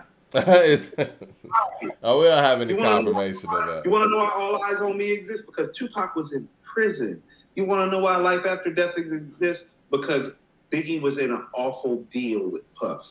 You want to know why Wu-Tang Forever exists? Because Egos exists, and Method Man and Old Dirty Bastard and Raekwon and RZA were fucking legends by the time it was time to make that album. Jizza was damn near a legend too, and Ghost. Like, half the damn clan was legends. You think they just about to walk in and like start doing shit for free? Stop thinking these dudes' pride, ego, money, and all this stuff that affects every other money situation where blacks dominate or influx or participate in.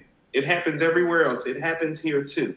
This is about money. This is about power. This is about leverage. This is about freedom. This is not about a guy who creatively wants to express himself for 30 songs. That's I think what people got to understand too, and I agree with you on the Wu-Tang Forever thing. This is a job, and these guys are in a group with a lot of individuals in it, and they all have their own individual successful careers, and they're rappers at, you know what I'm saying, that's their profession. They're MCs, and they got to get paid for their services. And at this point, like you said, Method Man is huge. Old Dirty's huge. These guys are doing, they're able to warrant individual shows just by themselves without the Wu-Tang attached to it. So even though they're still in that group contractually, you still got to be able to match their time. I know they were talking about that Dungeon Family compilation. I remember that was being made. There were issues with the budget. And don't quote me, but essentially it was one of those things where basically certain members of the Dungeon Family were getting more than other members. You know what I'm saying? But they're all in the same collective. But, you know, Big and Dre is just coming off of Stankonia. Whereas, you know, EJ the Witch Doctor and Cool Breeze, they, you know what I'm saying, it is what it is. And I'm sure that Wu-Tang Forever kind of had some of those things going on too, because you got to pay for Method Man's time, even if you are in that group. And I'm sure it's different for them because they're actually in a group technically as signed members of that group. But even the way that Wu-Tang was signed was unorthodox because all of them had individual deals at other labels. So that wasn't even like a traditional thing to do either. That's where they kind of like, that's the genius about what they did. Yeah. They're the one who taught everybody to be financially free. It's like, we're going to do this group shit, but we know there's 9 of us, so we know in order to be financially free, part of the original contract was for the artists to be able to sign solo deals. RZA's like, no, I got solo artists. These guys are stars. Well, that was the only way they were going to be able to keep them as a group. Because, you can't plan for that. But what I'm saying is that, well, Method Man walks in the room, he needs 100 G's. Well, he's only getting 10. Y'all better work that shit out. Yeah, it is what it is. You know, I think, you know, and back to the whole Scottie Pippen analogy, I think that the whole notion in a situation like that, especially talking about 97, this is your chance to actually get your stock up where you're like, okay, my 100,000 day will come. Let me just get on this record and do what I got to do. And I think that brings us back to Inspector Deck. And it brings us back to what he's doing right now. Like, I think what Deck was able to create in those years set the foundation for what he's doing right now with Czarface. It did, but here's what I would submit to you. On Wu-Tang Forever, the way that it appears to be set up, don't you hear that it's set up either for Raekwon to release another album with Ghost or vice versa, or for Deck to drop? So when Capadonna dropped, it was like, whoa, because Deck's all over Wu-Tang Forever like he's got next. Mm-hmm. But I'm thinking to myself, you guys literally, because this is already what? This is spring of 97 we're talking? Yep. Deck needs to drop October, like fall 97, like right now. Especially the way that he is featured on Wu-Tang Forever. I mean, because if I'm not mistaken, if we pull it up, he's on For Heaven's Sake, which is like the second record, right? Yeah, him and Kappa. Speaking of, Kappa's not on here like that. Yeah. And that's what I'm feeling about Power, like really stepped in and messed that up, because like Kappa's not on Wu-Tang Forever like that. That's why it's like when Kappa's album dropped, I'm like, why are they dropping Kappa? It's like, we ain't even really been hearing Kappa like that. I'm like, where is that? You know, I think that maybe this is just me being a nerd about it. I think it just comes down to the fact that the music was coming together. Because if you listen to Uncontrolled Substance, do you feel like they had records ready for Deck to drop in 97? I feel like Deck is the one that got hurt by the flood and he lost his records. But about that, and this is what I mean. I hear Method Man lost records too.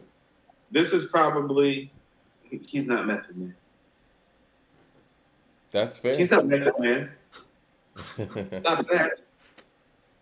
Never said that. He's not Method Man. He doesn't have that voice. He doesn't have that flow. He doesn't have that charisma. He doesn't. Only thing he has that like to go with Meth is the lyrics. That's what I'm saying. Is it's like no, his had to be woven together in a special way. And so with him losing his stuff and Meth losing his stuff is not the same thing. And about that, they needed to rally around him. Like the way you heard Ray and Ghost talk about Deck on the Drink Champs. Oh, that's how people should have been behaving when he lost his shit. Because that's what he really needed. When was the flood? Because I hear conflicting things. I hear the flood was in '94. I hear the flood is like 94-ish. Yeah. Well, if the flood was in '94, and I know it sucks to lose stuff, man, but you got to just you can't recalibrate in '97. You have to, you know what I'm saying? Like, I guess that's the part that I'm kind of trying to get past because Kappa was able to drop. No, I used to think that too. So let's go to something very poignant that Ghost said about how he felt about Iron Man. He said, I felt like I got the scraps for the beats. Now, if you listen to the beats on Iron Man, first of all, those beats aren't scraps, but I get what Ghost is saying. Yeah, those beats aren't on a Wu-Tang shit, which is all that they're rapping over before that. Now, Ghost and Kappa can go off schedule off the Wu-Tang shit easier than Deck. And so I think part of what happened to Deck is that the Wu-Tang shit got gobbled up, specifically on Ray and Jizz's album. How about this? And I'll say this too. I think because it's the Jizza and he's really like the head of this and the founder of this, and RZA feels probably a certain way, and that's his blood. I think putting Liquid Swords together sonically did something to RZA because beat for beat, he's never been the same since Liquid Swords, actually. Not beat for beat. Liquid Swords took something out of him as a producer because, like, it gets eclectic on Iron Man. Like, the Wu-Tang shit really kind of ends. The consistency of it ends with Liquid Swords. Iron Man is the eclectic Wu-Tang shit. And that's what Ghost means about the scraps. There are no shadow boxing, Killer Hills 10304, Fourth Chamber, Duel of the Iron Mike, Liquid Swords. There's none of that creepy classic Wu-Tang shit on Iron Man like that outside the Motherless Child, which is recorded when? 95, Sunset Park soundtrack around the time Liquid Swords and the Purple Tape is being made. You get what I'm saying? They say that RZA was transitioning out of the old style, after the flood. And that would make sense. And we've seen people transition out of their old style. I mean, I think most notably Pharrell is one of the ones that, really sticks out to me. And we're going to talk about him in a couple of minutes when we talk about this Jack Harlow. Yeah. But RZA, that's a lot of responsibility. He had a lot of responsibility. All of those guys' records. And like you said, by the time it gets to the fourth or fifth or sixth effort, that person is being left with whatever's left over. Mm-hmm. But again, Deck can't rhyme over, like, if you listen to the beats that are on, like, Iron Man, it's like Deck can't rap over half of those beats, like, and be Deck. Well, that makes it even more difficult. He can't rap over Daytona 500. He can't rap over Iron Maiden. I love Iron Maiden. I can hear him over Daytona 500. No, I can't see Deck on Daytona 500. That's not for Deck. Like, Iron Maiden's not for Deck. Isn't he on Assassination Day? Mm-hmm. I could see him on Fish. Yeah. Yeah, I could see Deck on Fish or something like that. But most of the beats, Cam A maybe, but most of those beats on there, that's not for, After the Smoke is Clear, that's not for Deck, really. I think you said something too with the whole charisma side of it. You were talking about Method Man in relation to Deck, but when you think about the charisma that somebody like a Method Man, Dirty, Ray, Ghost, and Kappa have, they're gonna go out in front of you. Like you said, Jizza's a whole different animal. Whatever.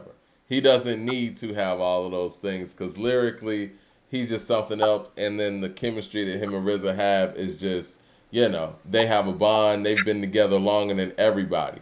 But I think that's why Kappa got pushed ahead of Deck, because he could do a lot of things just charismatically that Deck couldn't do. And the climate had changed. Yeah, I think Wu Wear was a big one for him too when he jumped on that. Right. Now, here's what I will tell you, is that, let's say the Jizz is the one that got bumped up. Well, he delivered, because I keep telling people, Liquid Swords, like, lyrically speaking, is album-wise. If we're talking bar for bar on an album, oh no, that's like Paid in Full, like Follow the Leader, like Illmatic, it was written level lyricism. You understand that, right? I Like, do. I don't think not Eminem fans understand that, but I do. just a high level of lyricism going on Liquid Swords. It is some of the highest lyricism ever. Ever. With all of that being said, though, If he got bumped up, he delivered. with all that being said, I want to bring this back around. I think Deck really deserves what's going on right now, and I'm happy that what I'm saying, he has found this collective and is like rapping in rare form. What are we giving this album? Get out of my head? What are we giving this album? Right. The production is very strong. 4.25. That's where I was going. 4.25. I actually just wrote it right down right here on this paper. I wrote it down. Yeah. I wrote it down while you were gone, actually, because I figured, because when somebody asked it, I was like, let me go ahead and jump out of here and write this down. Yeah, I put 4.25. Me too. We're agreed. Mm-hmm. I'm still sticking with the 5 for Black Star, so yeah, this makes sense. And I'm glad we got a barometer for 2022 with Black Star. So can I ask you something? So here's where we really need the barometer right quick before we go to Meth. What are we going to do? Listen to these albums. We got Saba, Currency, Alchemist, Conway, Benny, Vince, KRS, Crit, Wiz, Dizza, and now the Czarface. Those are all 4.25s. That's what I mean about this shit being 96-ish. Yeah, we need to have a meeting offline and just go over all the ratings and kind of fill in a lot of the blanks. Shout out to Ray Rims with the super chat. He says Liquid Swords is my top 5 hip hop albums. Yeah. Yeah, lyrically speaking, it's he said it's in my top 5 rap albums. I'm not mad at that. Lyrically speaking, Liquid Swords is supreme clientele for lyricists. Right. Right. You know what? We actually might do a Monday. Well, we'll give y'all details on that. No. Get out of my head. Mike, you want to know what needs to happen? What we were talking about behind the scenes? Listen to this. This is going to be talking in code to you. We're going to let somebody offer the rebuttal to the rating. Whoever gives the best rebuttal to the rating, we pull them up on the third show, and we let everybody else go after they go. But that's the thing. Somebody got to come up with the best rebuttal for the rating, and that's who we go and pull up on Monday, and we let everybody else come and help that person, and that's how we rate the albums that we disagree with our clientele on. You get it? Like we pick one person who has the best rebuttal, and we let the fans get behind that person and rebuttal with us about why it should be that way, and that's where we're going to parse through some of this stuff, because some people don't feel like the Black Star is a 5, and I feel you. I just feel like y'all keep waiting for most to rap like it's 1999, and that was just, fucking 23 years ago. Well, I want to do it on a platform where we can actually play the music too. I think that's going to be more conducive, and we're looking into Patreon to be able to do that, because I'm hearing that we could play the music on Patreon. I wish we could do it here, but YouTube would shut us down if we did that. So we can get into some things. People are saying Supreme Clientele top 5. I'm with that too. Incredible music. All right, you want to go to this, Method Man? Liquid Swords and Supreme Clientele. I think you and me are still arguing about this. Those albums are right next to each other. Like if I were to make a list, I might go Liquid Swords, Supreme Clientele, and vice versa. I'm going with Supreme, but yeah. I'm going with Liquid, but yeah, I can't knock you. I told you, if you take the skits out of Supreme Clientele, it's just as like brilliant and fast and magnifying as Liquid Swords is, and Ghost is more entertaining. Ghost is in the zone on that album. So is the Jizza. Here's the thing about Supreme Clientele. Well, Ghost is in his zone on Supreme Clientele. Well, Jizza's in his zone on Liquid Swords, but everybody else is in his zone on Liquid Swords too. Very Purple Tape-ish. Great 88 says live stream the album and review them on Patreon. Brian says get on Patreon. Yeah, we'll do that. Whoever said I'm selling Deck short in the chat, I'm not selling Deck short. Deck's the old school style MC. You want to know what you know who Deck really would do well with beat wise? Because of how he delivers, he would be very good over the same beats Rakim is good over. Oh, yeah. Yeah. Like some of the stuff on the 18th Leather, like The Saga Begins and New York, and It's Been a Long Time, that's Deck's pocket. No, Brian, we haven't talked about the Jack Harlow album yet. We're getting to it. We had a little signal issue, but yeah, we're getting to that. Let's talk about this Method Man album, and then we're going to get to the Jack. Actually, you know what? Do you want to talk about this Kendrick Lamar single real quick? Let's do it real fast. So Kendrick Lamar put out another cryptic post on his website, the PG Lang joint, and it says, May 4th, 2022, the patience will forever be appreciated. As I present the first sampler to my next body of work with you, take your time with this single. Till next week. Oklahoma. And it says, Jim N.I. with Anderson .Paak. What's the name of Old Dirty Bastard's second album? Haha. What's it called? I'm sure the people out there know. Second album called? It's called Nigga Please, right? Right. That's Friday, what it's called. Please. Like, what done happened? What is with? It is so funny to me. I want you to understand something. Remember when he put that letter out and it's like, that sounds kind of emotional and I don't like that. I'm gonna tell you why I don't like it. Do you remember how To Pimp a Butterfly ends with the Tupac interview? Mm-hmm. And with the whole 30-year-old black man thing and softening up and taking your soul and not fighting the way that you used to fight. This is what I'm talking about. Like what? Like stop all this shit and just drop the music. Man says Method Man album is a 4.25 after full listening twice.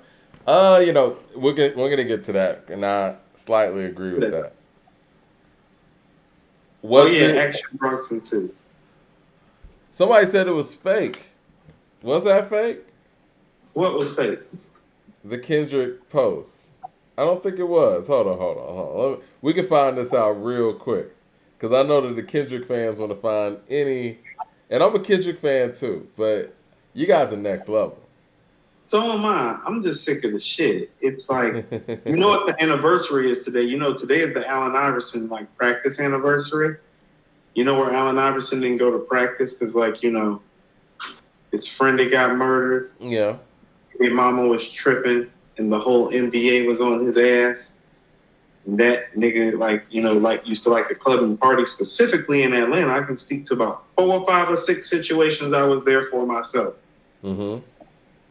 Yeah, but that nigga would still come to practice. And as far as game time is concerned, I think we all know who he is when it's game time.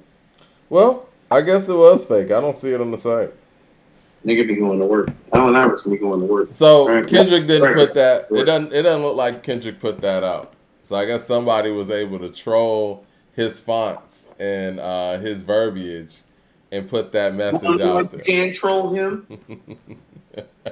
Because people have room to do so. Where's the music?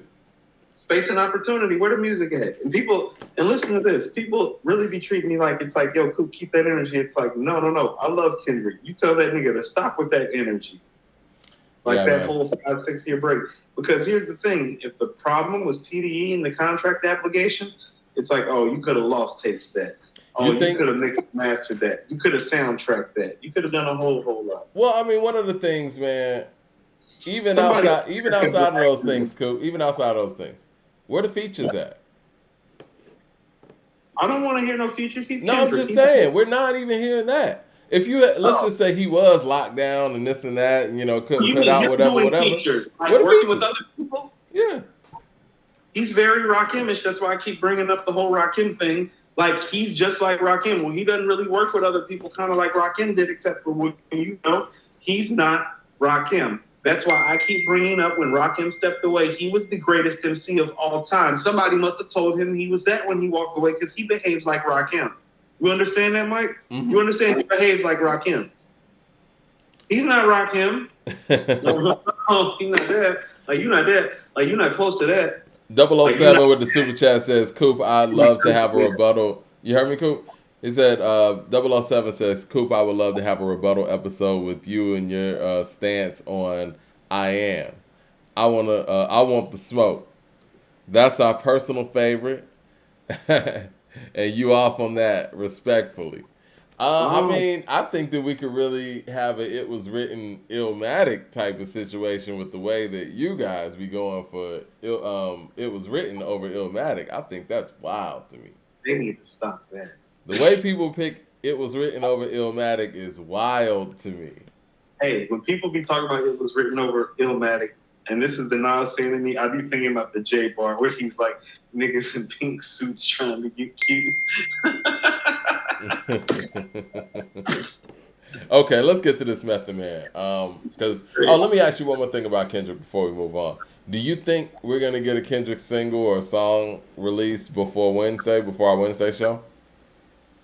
I don't know. I just know the album needs to be great for, the weight and the fan base.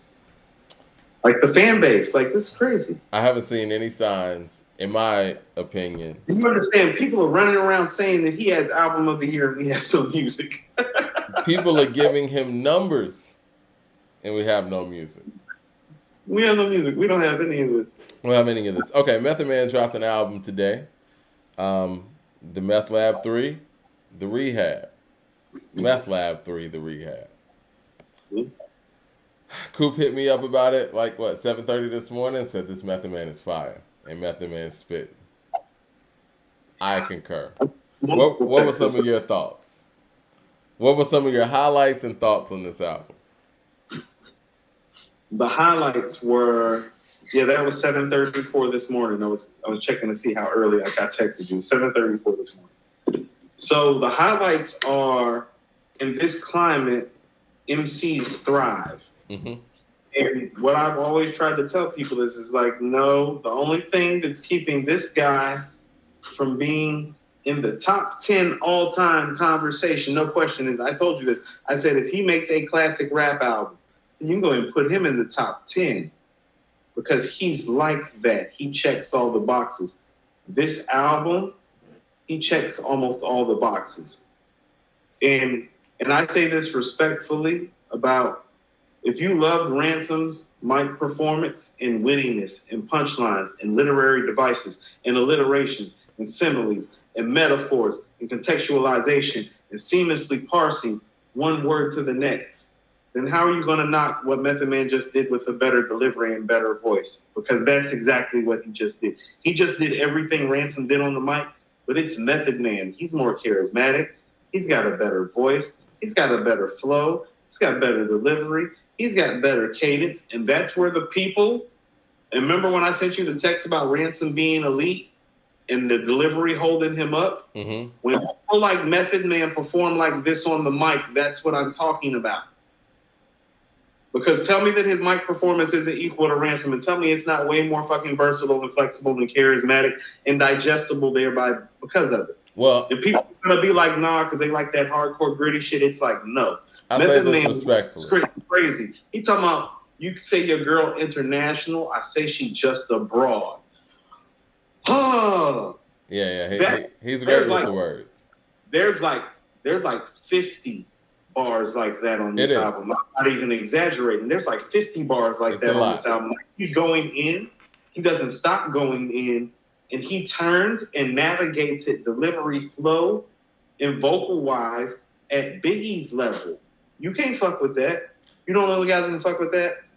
Black Thought, Nas, Rakim. Like, that's where he is when he raps like this. You understand? It's like the only guys that are better than him are guys like that when they rap at the level that they rap at. When he raps at the level that he raps at, he's one of the 10 greatest MCs that I've ever heard.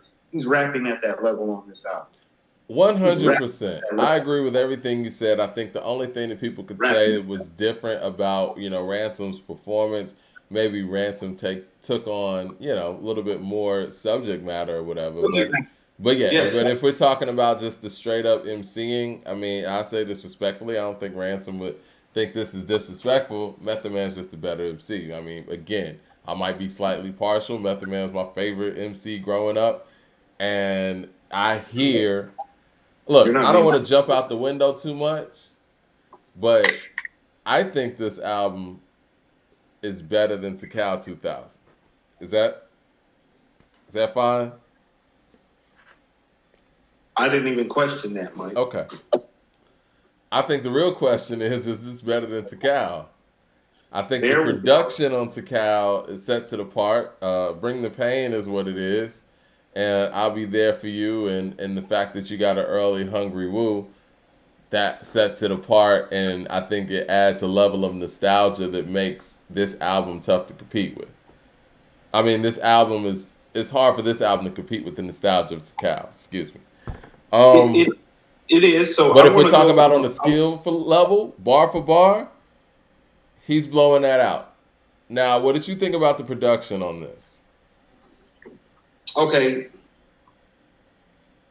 Production-wise, he has gotten more selective, although he is still not a great beat picker. Okay. It's almost like the stuff that he shines on is the stuff that other people want to rap over. That's Cream, Ice Cream, Wu Gambino, Shadowbox. And it's almost like the other beats that are picked for him that you remember him over are still beats that he didn't pick outside of Bring the Pain. And I'll Be There For You doing some other stuff like The Rock Wilder, How High.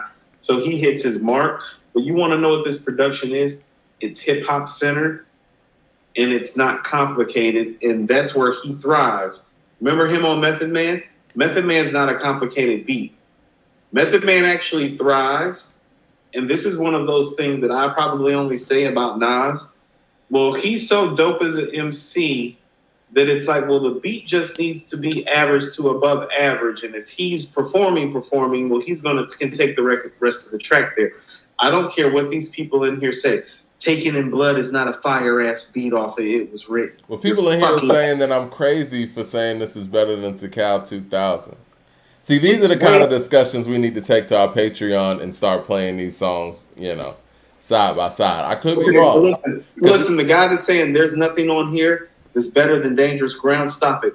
He's right. There's nothing on here better than Dangerous Grounds or Play for Keeps. How about that?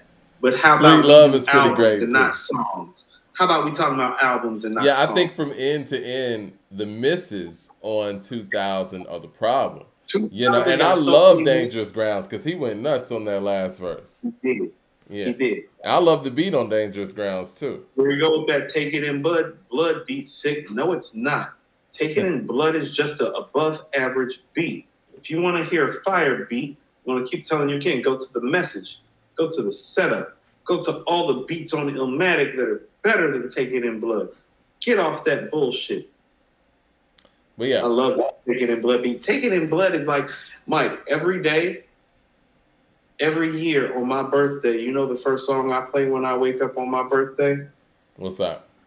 I play Take It in Blood by Nas, and I'm telling you that beat's not fire like that. Stop that. It's the first song I play every year on my birthday, and I don't think the beat fire like that. But I love the way he starts off because it's my ethos. I never brag how real I keep it because it's the best secret. I rock a vest, prestigious, Cuban link, flooded Jesus. In the Lex, watching Kathy Lee and Regis. My actions are one with... No, it's not the beat on there. It's not the beat. Ray Rims with the super chat says, Tikal is more than an album. It's a conduit to the hypnotic state of mind. Trance rap. What's that? Tikal is more than an... Yeah. No. We're not going to give it a pass for that. It's like, it wasn't that. It's like, just because he's young and he's getting high a lot and being on the tour bus don't mean, the only thing that this album is missing is Bring the Pain, actually, because it doesn't need a Dangerous Grounds or a Play for Keeps. It needed a Bring the Pain to give it like some sort of classic status, because here's what I will tell you. Do you think any of Black Thought's EPs are better than this album? No. I like Meth on Last 2 Minutes. The only song that I really didn't care for, honestly, was like King of New York. That beat suffered. Yeah, Guillotine was hard. Like he was taking it there. I think a moment that changed Meth was when he was sitting there with Sway and Black Thought, and he was reading from his phone, and Black Thought came in there and torched it. And I think Method Man has taken his craft up to the next level at this stage of his career because of that moment. I mean, I saw something different in Meth after that. You know what I mean? Shout out to 007 with the super chat. He said Meth showed up, everything else didn't. And in this era, that's the artist on the playback before stamping approval. You got to make decisions. What say you? I mean, one of the things that stood out to me was the fact that he got a lot of features on there. But I know he has a acting career and all of those things. And his mic work on here, or spit game, whatever, bar work, I think it made up for the fact that he had features. And I don't think that Meth has ever been that great of a beat picker. I think we compare the beats that we've heard him on to what he picks. You know what I mean? Well, he's had the misfortune of being the centerpiece of the Wu-Tang Clan. And some of the best beats ever made. Well, the RZA's production run is the best production run ever. And quite frankly, he's the voice of that, Mike. He's the voice of the best production run ever. And that's what makes the disparity between his solo projects and other artists from groups, including the Wu-Tang Clan, different. I'm going to say that again. He's the voice of the producer's greatest production run. As in, when you go listen to that producer's greatest production run, there's only one voice that you hear consistently on a classic level on every single one of their seminal projects. And guess whose voice that is? On Enter the Wu-Tang. Yeah. Cream and Method Man are the two biggest hits on there. Him and Dirty. Cream and Method Man are the two biggest hits. Let's go to his album. I'll Be There For You is one of the biggest rap singles ever. Bring the Pain is the Wu-Tang sound personified, is it not? Mm-hmm. If you go to Old Dirty Bastard's album, the classic posse cut on there is Rawhide. Who's on there? Method Man and Raekwon. If you go to Cuban Links, what's the best hook on the Purple Tape, Mike? It's Method Man's hook on Ice Cream. A lot of people think it's a better hook than Cream. A lot of people think the beat is better. You agree with both. And then he comes back and does Wu Gambino's verse and hook, which is almost as epic as his previous hook and bar work on the other projects. And then he tops that off and comes and does shadow boxing, Mike. And then he does back and forth with Jizza on Living in the World Today, which literally beat-wise was making every fucking East Coast hip-hop mixtape. Living in the World Today, the beat was making more mixtapes than shadow boxing was. Then he got on Iron Man and did Box in Hand. In the middle of this, he did two remixes to I'll Be There For You and How High. Like, he's the voice of the run. And so when you hear his project, you want to hear those beats with that guy, and you don't get that. You're never going to get that. This is damn close. It sounds better than all. Don't it sound better than all the Kisses album and all the Thoughts album? Off the top, but again, I think maybe I'm a big Method Man fan, and when Method Man is on, like even when he was on the Limp Bizkit record, on the DJ Premier produced Limp Bizkit record, like all in together. Like when he's on, he's on. Shout out to Michael Sanders. He says Method Man would sound good over Alchemist beats, in my opinion. Alchemist is the answer to everything, guys. Come on. We put Alchemist on everybody. Let me ask you this, man. So what are you saying? All those things said, are you saying that Method Man is like top 10, top 15? I mean, I had him like 15 to 20-ish, like without this level of project. And I think this is probably going to go down as his second best project. And if he had a Bring the Pain on here, I think we'd be talking about his best album. Like if he production-wise had some of that classic Wu-Tang RZA stuff from that era, I think that's what we would be saying.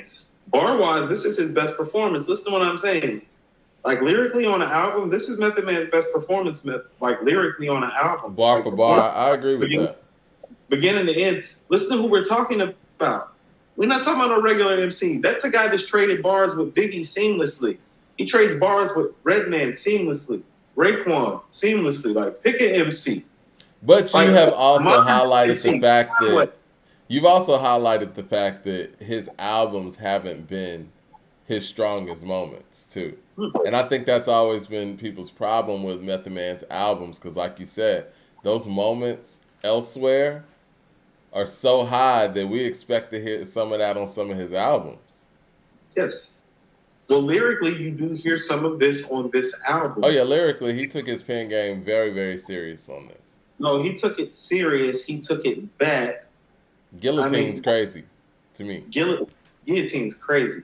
Let me ask you something. Is there anybody that's performed this way on the mic this year from beginning to end? Ransom is the first one that comes to mind, and Ransom's not Method Man. And Ransom's and all day, because I listened to this project 3 times today, like from when it came out to like now. Every time I got done listening to it, it's like, well, the only thing lyrically I can compare it to is Ransom, and it makes me feel bad for Ransom, because here's what I'm talking about. Well, Method Man got personality, he got charisma, he's got delivery, he's got the voice, and so he is literally lyrically in the same space Ransom is in. Well, what space is Ransom in relationship to Meth in terms of those other things? Delivery, charisma, flow. Like, where is he? Entertainment level, because Meth is highly entertaining on here with his bars. The bars aren't just like punchlines for the sake of being punchline. It's the type of shit, it's that high level. It's like, no, the average MC doesn't even think like that when they think of a punchline. Like, that's why I was saying about that whole, like, your girl international, but to me, she's just abroad. He's thinking. A lot of what people go into our chat and praise Jay about with the literary devices, Meth is that on like 50 million on this album. You understand? Yeah, he's doing that? a lot of that on here. His literary devices, you want to talk about alliterations,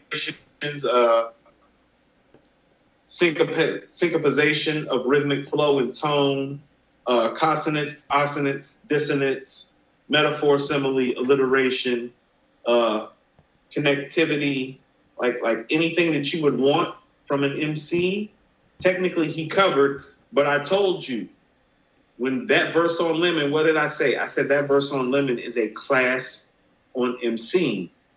This album is an extension of that class. What he did on Lemon, he just did for the entirety of this album. People need to take notice. Mandan says, what do you guys rank the 421 Day After album, the Method Man album from 2006? That was cool. It was just cool.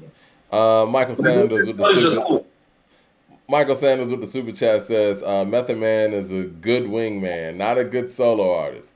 Why do you think his best work is with other artists? I mean, yeah, he had a lot of features on here, and I think he understands where his strong points are. I wish to hear Method Man more by himself in that zone, but I've always had this thing when it comes to him and Redman, because I love the Blackout album. It's one of my personal favorites.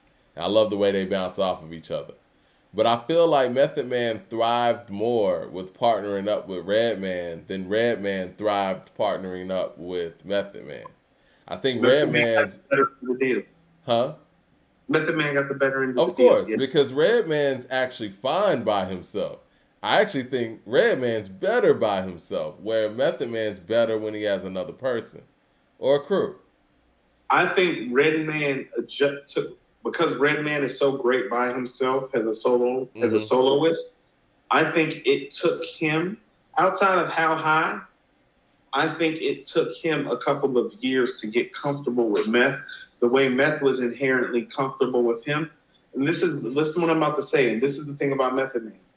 Well, Method Man is the most personable and the most charismatic person from not just the most lyrical rap collective ever, but the largest rap collective ever, which means he has no problem stepping in a fucking room with anybody. Yeah. His career is the evidence to it. I told you, how many classic albums is this guy attached to? He's on All Eyes on Me and Ready to Die. You want to know why? Because it don't matter what room you put him in. He just got done rhyming with Ray and Ghost and Jizza and Deck, all that. You get what I'm saying? Yeah. And he is the personable, charismatic, and star figure around those guys. So when you put him in a room and ask him to work with somebody, you feel what I'm saying? I think like, Snoop's the only close. That's Tupac, that's Redman. It's like, so what? It's Biggie, it's Tupac, it's Redman. I'm Method Man. Mm-hmm. Yeah. I mean, I think as individuals, and like you said, having that aura, Snoop and Method Man are a whole nother level. He's the best guest rapper ever, actually. He might be. I'm sitting here thinking about all of those things, while you're talking. Like, if he was able to play all those things, which he would in a versus, it would be a real problem. That's why I think that the real verses that people want should be Busta Rhymes and Method Man. That's the one. Actually, I'm gonna tell you what. If Meth gets to like pull everything out, that's not what Busta wants. I agree with that. Meth's catalog in totality is actually something that's more comparable that you would play against bigger Snoop than Busta. That's what his shit looked like. And then, as a performer, he's so energetic. He's a great performer too. I think that, he doesn't get the props necessary for that because once again, I think most of the time he's paired up with Redman, but they're both great performers. He's just a performer as Busta is. I agree. He's not the persona, but he's like live performance-wise. Yeah, live performance, he's just as good as Busta. If not and better, he's in incredible shape. Pause. You know what I mean? Yeah. 007 again with another super chat. Appreciate the love. He says, Meth and Jay Crawford. Meth is Jay Crawford in basketball. He could ball with anyone and cross you up even if you're not careful. He's also shows up when it counts. I don't care to be too hard on him. Yeah, I mean, I think we are too hard on Method Man sometimes, but I don't really know what we expect from a solo album. Like, what's the standard when it comes to Method Man? So listen to, you want to hear like a whole album of Bring the Pain and I'll Be There for You? Right. This is what I'm saying is that, well, no other artist like guest list shots is even fucking with like Biggie and Snoop's catalog shit, except for Meth. That's who Meth is. You get what I'm saying? Is that like his guest shot shit can fuck with their catalog stuff. Like, so he's that. So when people are talking about him, I told you, the only thing keeping him out of my top 10 is a classic album. So this album is not a classic, but it's dope enough that I cannot take him outside of my top 15, Mike, because when you go match this up, listen to this. It's like, well, he can play Method Man. He can play Cream. He can play Wu-Tang Clan, ain't nothing to fuck with. He can play... I don't like him playing Cream. I don't like when people do like just a song that they're on the hook for, but I get it. He's the best hook guy ever. He's the best hook guy ever. He's the guy you want to do your hook. Yeah. You feel me? What did you think about? And I thought about that today when I was listening to the album. Gritty Drake. It's like Gritty Drake. It's what do you think about the hooks on this album? Method Man needs to do your ghetto hook. Like, he's the best hook guy. I was gonna say, because I remember you saying that, and we've talked about that on the show. I was thinking while I was listening to this, I was like, what did you think about the hooks on this album? Well, I mean, he's not really doing them, though, is he? No, he's not. But they sound like they're in his vein, though. And there was two things I was wondering, like, A, why is he not doing the hooks? And B, like, okay, could these hooks have been better if he did do them? You're asking strong questions, and I don't really have answers for you. But I just know what the records with him on them look like, and I know they're not the same without him. It's like, so let's go to the guy who's dropping next week. It's like, well, I know he has a great catalog, but how well does he play well with others? Because this is the guy that it's like, well, he can make a solo project like this, but he's the best ever at playing well with others. And he's got more classic songs on guest appearances than the guy who's dropping next week has in his whole catalog. That's who Method Man is. Method Man's guest shots are more classic than other rap legends' whole catalogs. But people would say that Kendrick's whole catalog of albums is better than Method Man's catalog. It is. It's not even a question of that. All right. Do you think that Method Man's a better MC overall than Kendrick Lamar? Who are you putting above who? Okay, so this is one of those things with Kendrick's gap that I was telling you about. It's like, well, I had Kendrick ahead of Method Man about the catalog, but look at all the work that Meth keeps putting in. Yeah. You get what I'm saying? And look at what, Mike, has the legend or the stature of these songs gone anywhere? And that's what I mean about how your catalog holds up. It's like, well, Does Kendrick have anything that makes you feel the way that you feel when stuff like Cream comes on or Shadow Boxing? Like we can just go to the guest stuff. Bring the Pain. I'll be there for you. How High? The Rockweiler. It's like, well, does he have that? Because Method Man as an MC, well, he has a better voice than Kendrick, right? Yeah. He has a better delivery, right? He got a better delivery? Yes. Okay. Okay, so Method Man delivery wise to me is top 5. It's like for me, delivery wise, like Biggie and Method Man, like that's it. Kendrick's that's more creative, right? Yeah, Kendrick is more creative. Do you think Kendrick's even more lyrical? Because he's not. Like, if you think Kendrick's more lyrical than Meth, you're wrong. It's a good question to ask. Hold on. Kendrick got a verse starting off like this. Scriptures hit the body like sawed off shotty. It's like my head naughty and my nose piece snotty. Like, he start off like that. He be getting into that rap shit like that. Like I told you, you got look inside my parking garage and see a collage of every person I despise since the moment I turned 5. Calculate my steps and strategically took my time. Even falling off, I land on the ass of Nicki Minaj. Oh. Okay, we can give it. I mean, I give you that, but we can keep going. I breaks it down to the bone gristle. Bill speaking. I have nothing for that one. Blazing, right? That's what I'm saying. It's like where you want to go. I have nothing for that. Wise man once took horse and made glue. Wicked women putting your blood in stew. Don't that make the stew witches brew? I fear for the 85 who don't got a clue. Incredible. How could he know what the fuck he never knew? Right. Yo, I love that verse. Everywhere. We can just start like I said, you don't want to start pulling that mess shit up. 10, 9, 8, 7, 6, 5, 4, 3, 2, murder one lyric at your door. To cow bring it to that ass roll. Breaking all the rules like glass jaw. You got to get mine to get yours. We don't need a rap tour. I'd rather catch you with the rap show. More than you bargained for. The cow stays open like an all-night store. For real, I keeps it ill like a piece of blue steel, pointed at your temple with the intent to kill. And in your existence, MET. Hold on, what's that shit on? Capone and Noriega watching CNN. Black whip, black tents. Y'all ain't CNN. It's counter meth. Come on, like he's got shit everywhere like that. Like, I think people in the chat are agreeing. Method Man got Kendrick, and you know what? Next week we're gonna see what's what. Yeah, that's what I'm saying. So, like, this is what I mean about Kendrick's catalog being so important. Well, you understand that the only reason that you're ahead of guys like Method Man, and Black Thought, and Jada Kiss is about this album shit. Because, like, you know, like rhyme wise and classic song wise. And guest appearance wise, and like everything else that makes up an MC wise, except for the album, these guys are better than you. Clearly. What do you rate this album, Coop? 4.25. Same thing I rated. I had that written down too. I think this is the first time we agreed on 2 albums back to back. Wu-Tang. We agree a lot on Wu-Tang stuff, actually. Because Wu-Tang is forever. Nas the Goat says, who has the better guest appearances, Nas or Meth? Off top of my head. The better guest appearances. Meth has the more legendary, impactful guest appearances. It's different. Like does Meth have a verbal intercourse or like an eye for an eye verse where it's like lyrically, it's like, oh, well, you can't, like, no, but it's like, does Nas like make you feel like the way Method Man makes you feel on Cream or Ice Cream? Fuck no. I'm down to do a mock verses on that. I'll take Method Man. What, the guest appearances? Uh-huh. I'll take Meth. What, Nas's guest appearances versus Meth guest appearances? Mm-hmm. I'll take I'm Meth. afraid, actually. I'm afraid. I don't even, I'm actually, that's a problem.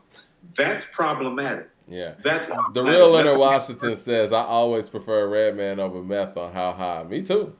And Method Man was my favorite rapper at the time.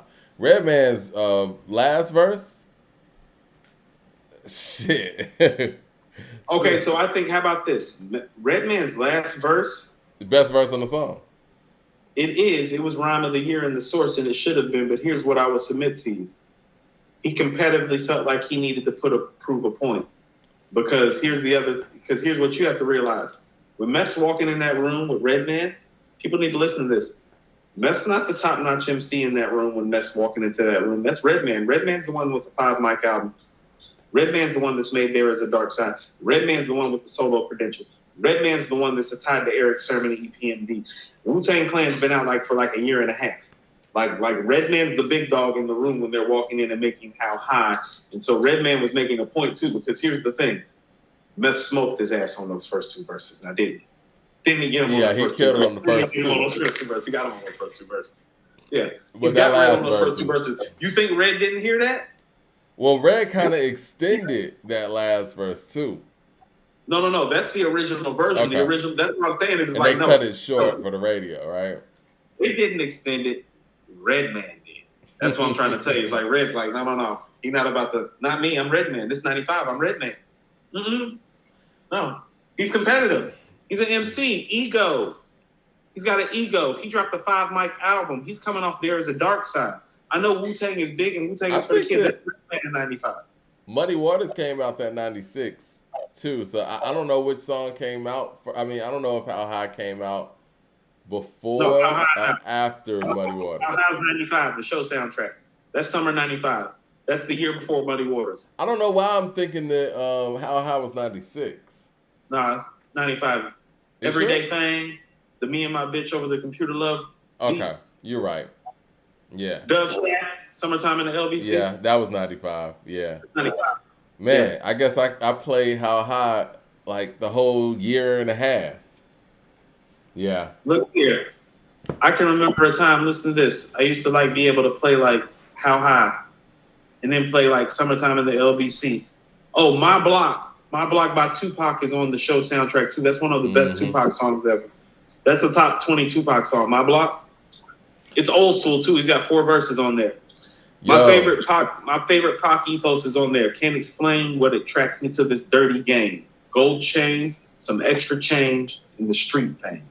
That's what he said on My Block on the show in 95. Keep in mind, he's locked up when that's coming out. So it felt totally different to hear him saying that while everybody knew he was locked up. Can't explain what attracts me to this dirty game.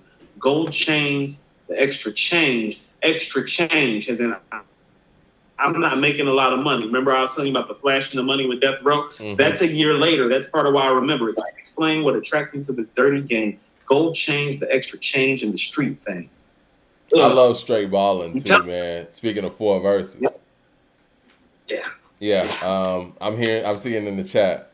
Facts, Coop. Top 10 track for me. My Block. Yeah. My Block is that shit, man. That's the Tupac that. Hold on. The guy that we love, that guy is on My Block. The guy that's all eyes on me is a great all-time rapper. That's not the guy we love. The guy we love is on My Block. Me Against the World, strictly for my niggas. That's the guy. That's the guy. Nah, for real. There's the mainstream Pac, or the one that they remember, immortalized for certain things and certain images that we see. And there's the Pac that we all fell in love with. Yeah. He's right. Hold on. Somebody's right in the trap when they're saying Scarface's My Block is greater. The ethos isn't greater, but the overall composition of the song, Scarface is right there with his ethos, and he's a comparable MC to Tupac, and the production's better. So I'll take Scarface's My Block off the fix over Tupac's My Block. But both of those are top 10 records from top 10 MCs, though. How about that? Definitely. You ready to talk about this Jack Harlow album? Unfortunately, we got to. We got to do it. Okay, well, the wait is over, y'all. The industry darling, Jack Harlow has dropped his Come Home, The Kids Miss You album. Album features Pharrell, Drake, Justin Timberlake, and Lil Wayne. So, what were your first reactions to hearing this album?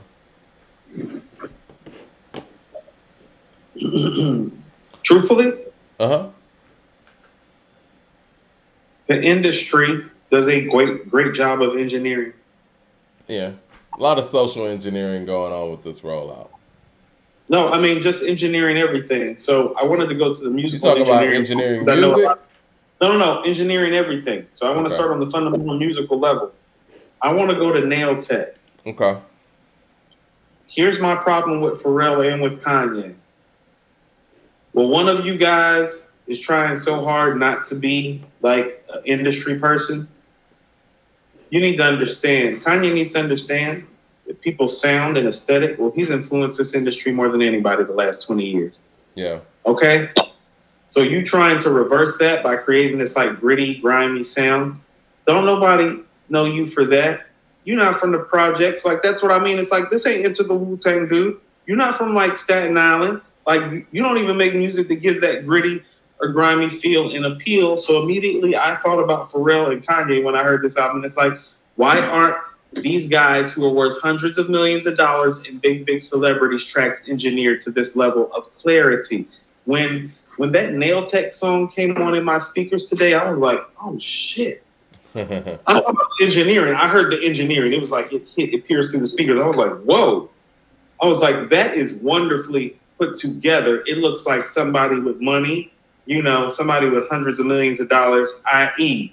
Kanye, Pharrell, actually, I don't know, spent some money to make it sound like it instead of trying to do shit that they not. No, they trying to make this shit sound street, like they not street dudes. It's like, why are you trying to make the shit sound street and gritty like when y'all aren't like gritty street dudes? Like, what the fuck are you doing? That's what I'm talking about with how Donda sound. He trying to make Donda sound all earthy and like all this. It's like, nigga, you don't do that. We love you because you made late registration. Let me go to the super chat real quick. Ray Reynolds with the super chat says, which producer would both of you like to see Meth do an entire album with? Can you imagine him doing an album with Mad Lib beats given to the black that were given to Black Star? I think that would be dope for Meth.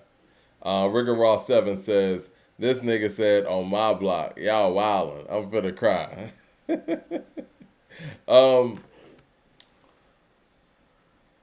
Okay. So the engineering was polished on this album. It's one of the things you came away with. The first thing that I heard, it's like, oh, they apparently in the mainstream they believe in engineering albums. I'm gonna say this I heard again. that when I heard Certified Lover Boy too. When Griselda does it, it's fine. Mm-hmm. That's what they do. When Kanye does it, when Pharrell does it, it's not okay. It's what the fuck are you doing? Like, go Hell Hath No Fury with its gritty ass beats is masterfully engineered. All of the songs sound at the same level together and pieced together. Like, I don't know, like the same people put them together and piece into the same engineer professionally. Like, these dudes are worth hundreds of millions of dollars.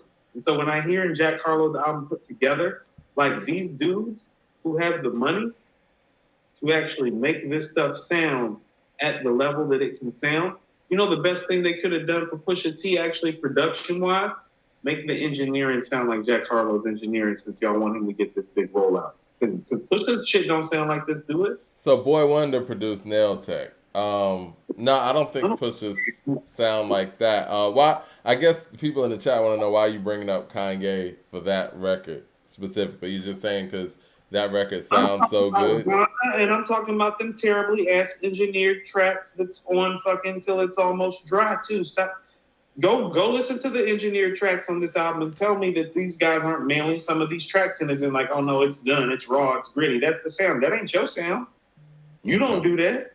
Okay. The shit on Beat sound cleaned up. The shit on Finding Forever sound cleaned up. The shit on The Blueprint sound cleaned up. Don't the shit on Watch the Throne sound cleaned up? It does. So niggas is either being lazy or thinking that they like from the projects when they not. It's like, don't nobody go to Pharrell for no gritty sound. Nobody go to Ye for no gritty sound. Clean that shit up. Well, I think that the streaming era has done that too, where we get less than mastered material, because when things used to go to print and you have to actually print it out to physical CD or physical form, they made sure all that stuff was engineered properly. So some people skip those steps now once they get done with a record, and then they just send it over to the streaming platforms because it's so much easier to get going in that way. But yes, they did not do that here. Rigger Wild with the super chat says, y'all the only niggas here that listen to that BS. I saw that he said that. Mike, we have a Leroy sighting. Coop mentioned Hell Hath No Fury like Illmatic. I do. Actually, Leroy, I'm about to give you something. I have Hell Hath No Fury actually right after Reasonable Doubt in terms of like my Dope Boy albums, favorite Dope Boy albums. My favorite Dope Boy albums are Purple Tape, Reasonable Doubt, and Hell Hath No Fury. And Method Man's using more literary devices on this album than Jay-Z's used in the last 10 years. Ha, ha, ha. Shout out to Leroy. Man, we need to know when Jay's coming with his album. How about that? Tell your boss that, Leroy. I'm feeling petty today. Tell Okay, your boss that. you ready for some of my takeaways? Yeah, I mean, that was my first take in it was engineering because I'm serious. Like they put this album together really well, production and engineering wise, and it's like, well, we have guys with money that can do that, but they seem to be more concerned with trying to make like this Wu-Tang sound like they're from some sort of borough in Staten Island or something. Like when they're not. Like I don't understand that shit, and I don't understand everybody acting like it's okay for these records to sound this way. Like it's not okay when an album sounds like it's been recorded 3 or 4 different places at 3 or 4 different levels. This is 1987. 007 says, Jack Harlow, man, bring back G-Eazy. He's better. Okay. There's a whole lot that I got here. I don't even know really where to start. One thing this is where I will start. I was listening to a couple of his interviews, mainly the Hot 97 one with Ebro and Peter Rosenberg, and they were treating him like he had sold 10 million records. You know what I'm saying? Like they were treating him like he was already out of here. He was like, I think Ebro said, man, this is the last time we're going to get to interview you because you're about to be so big, man, that you're not coming back, yada, yada. And one thing that Harlow kept saying, and he said this in the Rolling Stone article too, he said, I'm here to play ball. Here to play ball. Okay.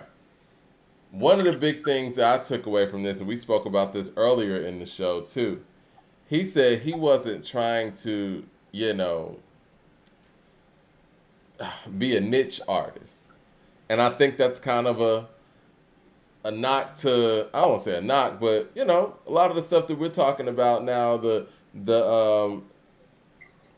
currencies of the world, and even Freddie Gibbs, like even Griselda, these guys have the people that they play to.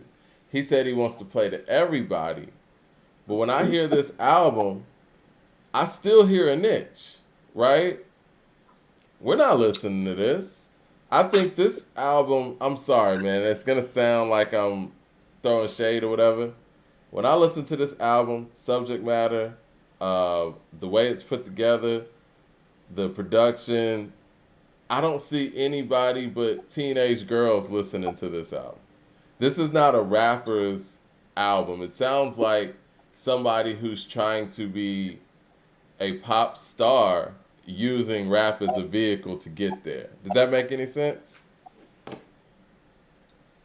Everything that you're saying makes sense. So I had something happen to me today that I want to tell you. I met this young man probably about 2-3 weeks ago. Guess what his name is? What's his name? His name is Jack.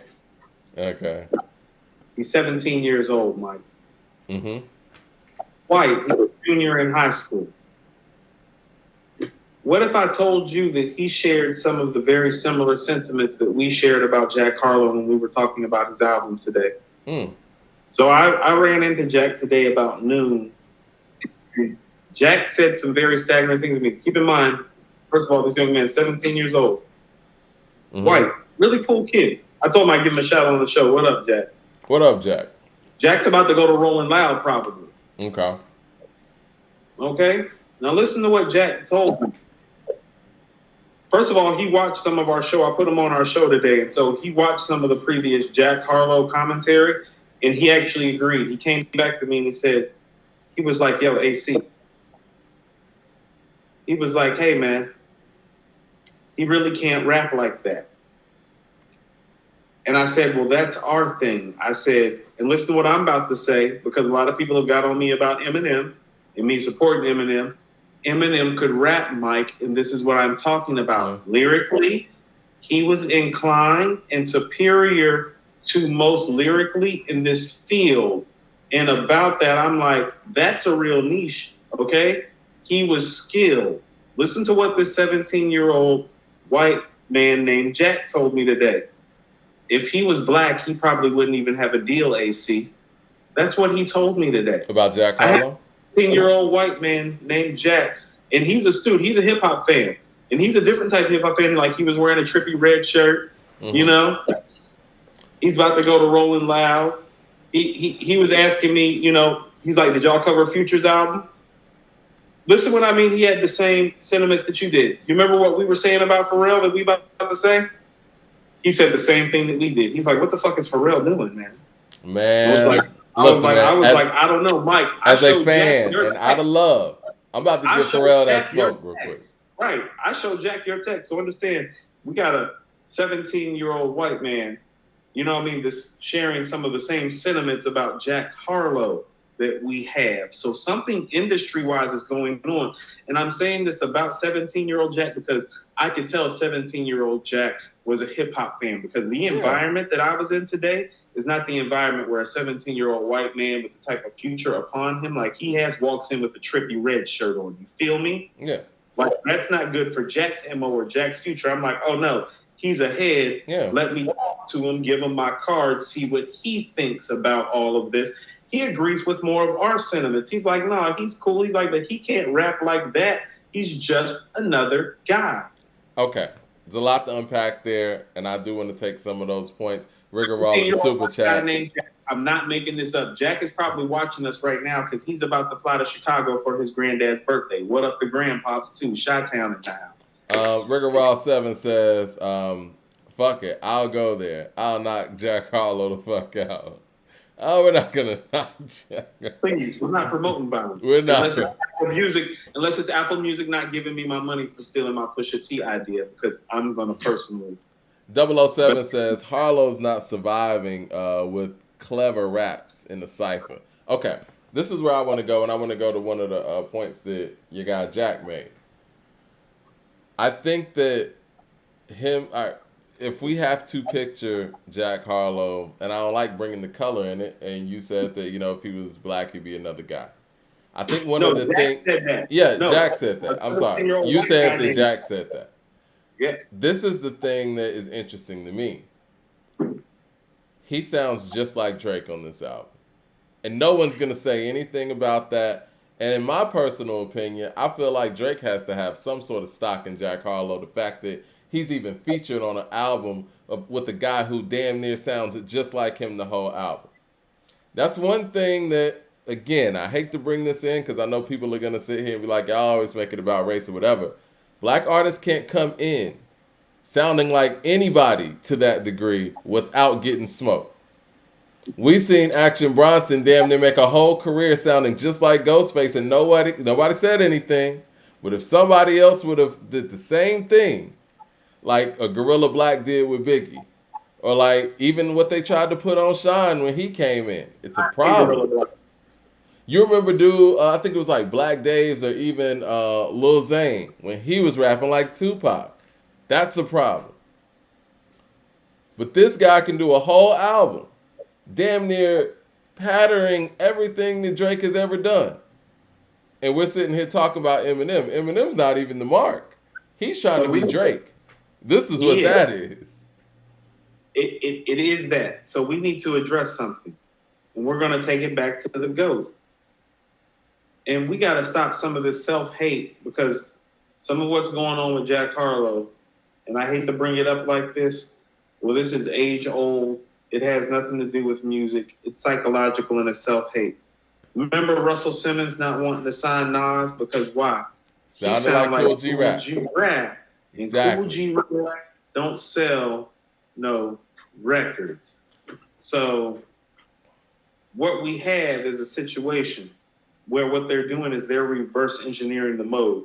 You have somebody, and this is why I always give Eminem credit, Mike. I hear a guy that raps that always sincerely wanted to be an MC and be a part of this culture. And I don't care what anybody else said. As a MC and as a lyricist, he went and earned that. You know one thing I will say about him, and I don't give Eminem a lot of compliments or enough compliments on this show.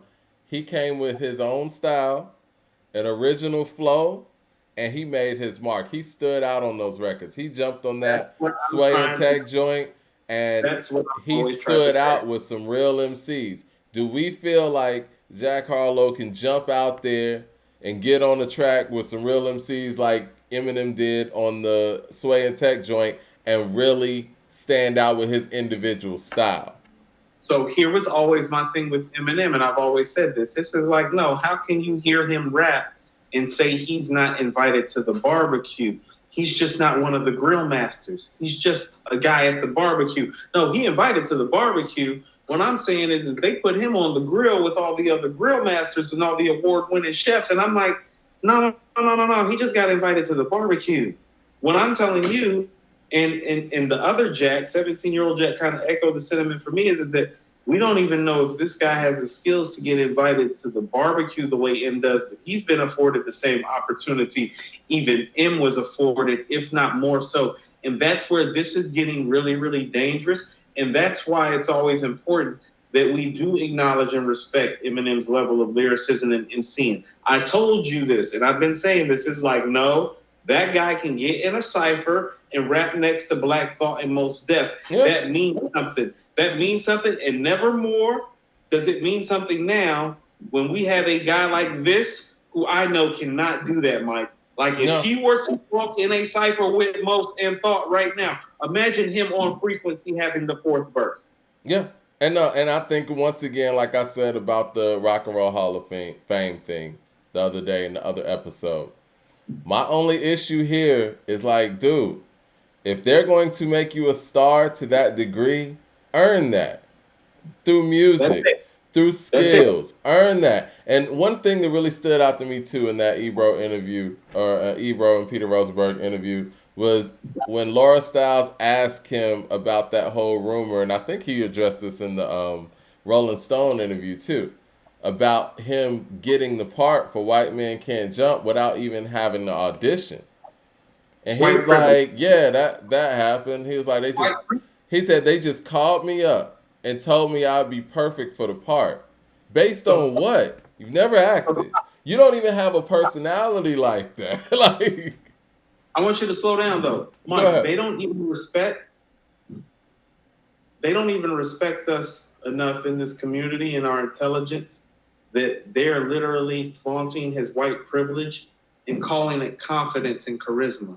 Like, they're calling his white privilege confidence and charisma right in front of us, and we actively have Black people letting him get away with it. And that's why I was always like, well, no, at least M could rap. No, M deserved to be in Unsigned Hype. M deserved to have Dre give him a look. Like, M earned his invitation to the barbecue. Now, we shouldn't have walked him up to the front of the stage, but he deserved the invite. Does this guy deserve the invite? Because I'm going to tell you what I hear on this album, and here are my notes. And I'm going to tell you where he really, like, turned me off. He made a barb on the first record or the second record talking about he's not the Beastie Boys. I didn't like that either. Beastie Boys. I didn't like that either. I didn't like that either. Right, not the Beastie Boys. The Beastie Boys made License to Ill in Paul's Boutique, motherfucker. The Beastie Boys gave us, let's keep it real. And rest in peace to MCA. M-Do, what are you talking about? They got more of a hall pass in here than M-Do. What the fuck are you talking about? Listen. I didn't like that either. I didn't like that either. Gassing you up. I didn't like that either. To Ill. That's better than everything Eminem ever made. Paul's Boutique is a game changer. Boutique is better than everything Eminem ever made. So he don't even know his white boy history in this rap shit. I thought that was, again, I'm on the fence if he's even writing this stuff, man. Because that right there is just an ill-informed thing to even say. Not the Beastie Boys. Like, what? Beastie Boys. Man, rest in peace to MCA. Rest in peace to MCA, because MCA is the one that actually made the call to get LL to Rick Rubin. If we didn't have a show, Mike, I would have stopped playing that record, the entire record, right here on principle. Well, right, Rick Ross says Jack Harlow could get his ass whooped. Man, Rick Ross is ready. Ray Realm says, Mike D, I'm surprised at you. Mike D said, I'm sorry, Ray Realm said, Mike D, I'm surprised at you because you're a hip-hop savant. Eminem did mimic someone's style upon arrival. I think you're probably talking about Redman. Redman actually was an influence to M, but he didn't really mimic him per se. That thing that M was doing on Hi My Name Is and all that, that's original him. Like, nobody sounded like that. I don't like the record like that, but that's original him. The guy that's on Any Man on Soundbombing's original. Yeah. So anyway, to your Beastie Boys point, I didn't like that either. And I think a lot of people out there don't really know this, but Anybody who was around NWA early, Ice Cube early, will tell you the influence the Beastie Boys had on NWA.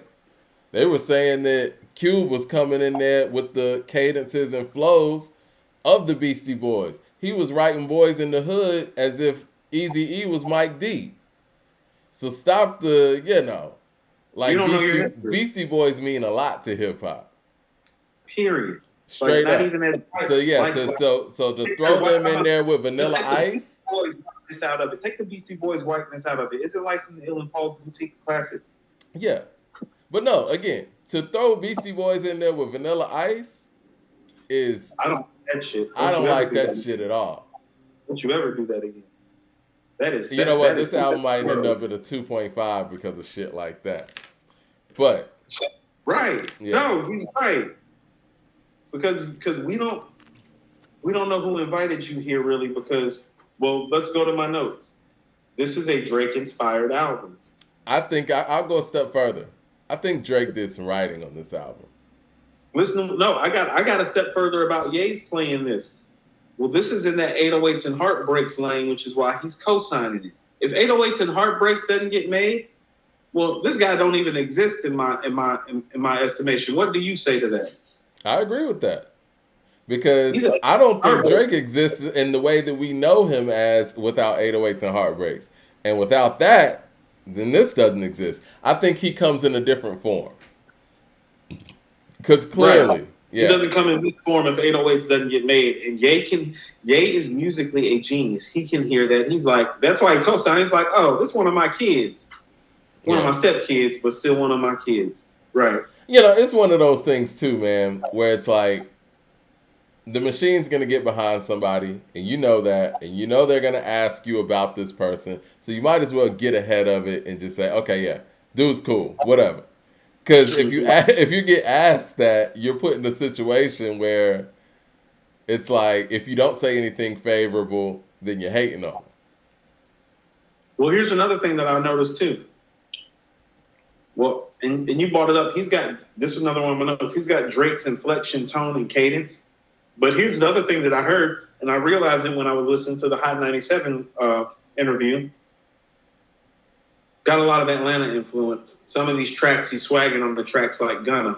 But then they brought up in the interview how he was coming down to where? Atlanta to perform. And I'm like, well, that's where all that kind of Atlanta inspired swag is coming from. Because when he doesn't sound like Drake, he sounds like a rapper down here, specifically Gunna. Like I say Gunna just because he tries to catch his Gunna's melodic riffs. He's not choppy like 21.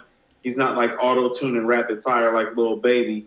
He's got that, it's synced up and bouncy like Gunna is, kind of trying to do that futuristic ATL flow thing that Gunna is, and Thug have really just kind of, futurized the future, put it on the map,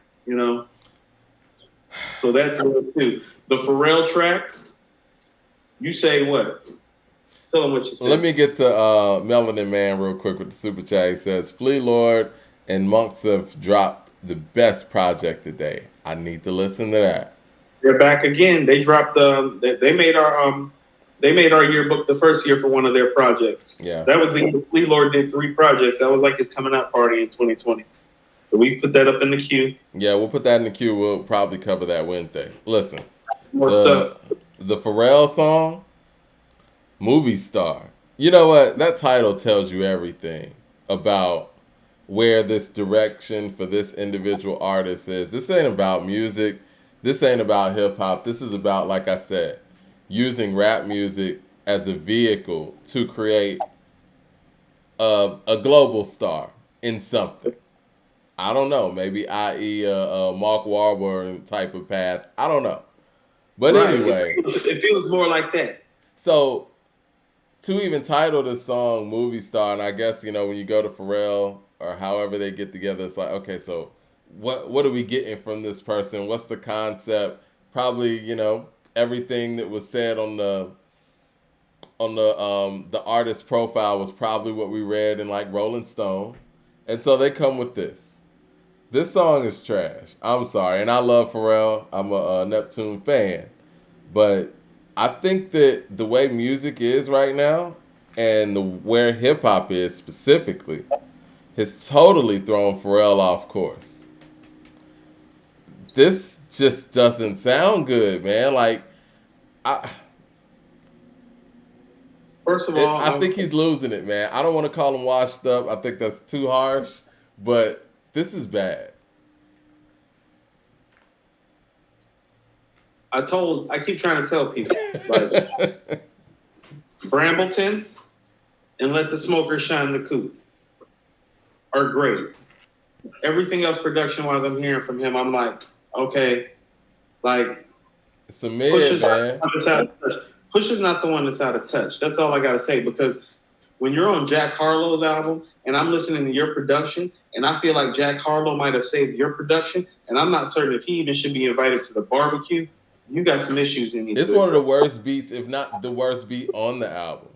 It might be the worst beat on the album. It got on there because it's Pharrell. And then they hyped it up because it's probably going to be a single. Then they hyped it up on, like, social media. Pharrell was like, man, we got a hit. What are we hearing? Maybe he needs to go back to Brambleton. And I don't mean beat wise. I mean like Brambleton, like the actual, like the Catch a Vibe or something, like, cause like this ain't it. Because I think even with that, Call My Bluff ain't it either. It took me back to some of those Pusha T interviews, and what Pusha was saying, they were going back and forth and stuff. I mean, back and forth because the shit ain't high. I was gonna say we probably got Brambleton and Let the Smoker Shine in the Coop because Push was pushing for some other beats. He's pushing. Yeah. Probably pushing to get those beats. Like, that's what I mean. It's like, no, Open Air and Call My Bluff. It's like, oh, no. Those are dope beats. It's like, for who? Like, for Pusha T? Not for Pusha T? Rigorol says, shout out to the chat. We all taking this journey together. A2HH hashtag. Yes, sir. We got Mamba RS400 says, Coop energy for Harlow after disrespecting the Beastie Boys. I felt that. 100. Xavier Logistics. Don't ever. Yeah, don't for you real, ever man. I grew up on License to Ill. Like, no. That's a hip-hop album. Oh, yeah. That's a hip-hop album. And then you say you want to be the face of hip-hop for the next 10 years. You didn't even make a hip-hop album. This is not a hip-hop album. I'm sorry. This is as much of a hip-hop album as Fergie's album is. I'm sorry. That's how I view it. This sounds like such a pop album. Just somebody using raps over pop records. These are supposed to be very suitable for radio. That's what I heard. But I was waiting to hear a track where he at least like tried to show his MC skills, or like, okay, so like in every city around this country, the cipher works a certain type of way in your neighborhood. You feel what I'm saying? Like your hood, your block, your city, like the cipher. The way the cipher operates in Charlotte is not how the cipher operates in Atlanta. Like, Atlanta don't really cipher. Like, niggas in Charlotte cipher. You feel me? Yeah. Like, I wanted to hear something hip-hop wise that was reflective of his MC roots. Like, we're two projects in. I don't even know what your MC roots look like. You feel me? Xavier Logistics says, it was all a dream. I used to read Rolling Stone magazine. Go ahead. I'm sorry. No, like, do you remember, like, when CeeLo came out with his solo albums and he did Big Old Words? Mm-hmm. That was kind of to his roots as a Southern man, as an artist. Show you. Yeah. To show you. It's like, well, he had done verses to show you, but on his solo project, he gave you some stuff to show you who he was. I think what's popping, he actually sounds like a whole different rapper. He didn't sound like Drake on there. He was actually rapping on there.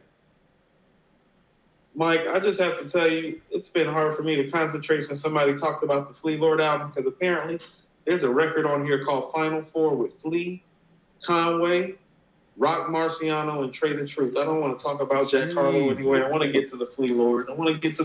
Fat Joe and Cormega on here, Mike. We talking about Jack Harlow. Fat Joe and Cormega on the Flea Lord. That's how much the machine has pressed on this. Out. Yeah. Listen. Like I said at the beginning of the show, hip-hop is murdering the machine right now. Hip-hop in the streets. Hip-hop in the streets where Flea Lord got Cormega, Fat Joe, Conway, Rock, Trey the Truth, all on one project. And we talking about Jack Harlow. That's what hip-hop is. Well, I think that, I was going to give it a 3, man. I might take it down to 2.5. I don't even feel comfortable rating it. because of my personal bias right now. I need to get out of an unbiased place to rate it. You know what? One more thing. Did you hear the song with Justin Timberlake? What did you think about that? I thought all of the guest appearances, although they were notable, were all underwhelming except for Drake. Drake is the only person that actually showed up. Because he wrote this whole album. Anyway. When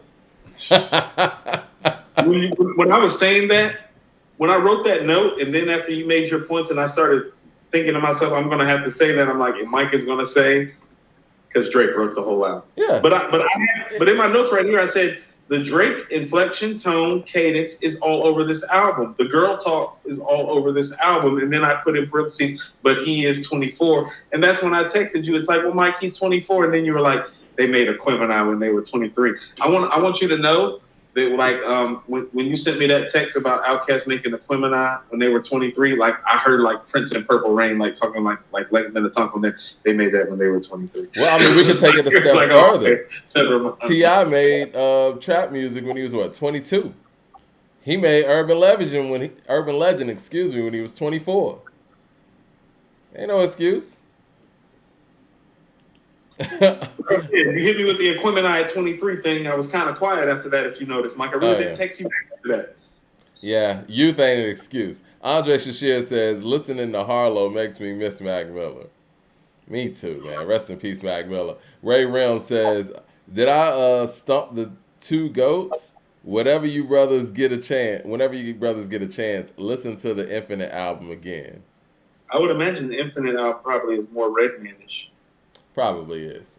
Mm-hmm. Okay. That's where he really get his style from. That's where he really get a lot of people say that the Infinite album, he sounds like AZ in them. I do remember a lot of people saying that. But let's just be real, though, Ray Rims. That's not how he feels about Phone Tap. That's not the album that blew him up, though. So, we can't. I mean, we can count Infinite technically, but the stuff that blew Eminem up and made him a household name, it wasn't the Infinite stuff. Rigger Ross says, all three of us would cook Jack, man. Fuck him. Okay, I think you guys are okay with us doing a 2.5 here. But what I was going to say before we go on to the next, I felt like Justin Timberlake was trying to sound like Michael Jackson on that song. I've never heard Justin Timberlake sing that high. And it was kind of weird to me. I was like, huh. I think Justin Timberlake is always trying to sound like Michael Jackson. Unfortunately for us, we don't have enough black artists trying to do the same, making better music than him, so we have to deal with that shit. Right. Well, right. I think once again, I always tell people, it's like, I don't like appropriation, but I also don't like it when white people do our music better than us either. And so, like, the R&B guys. Oh, come on. Good music is good music.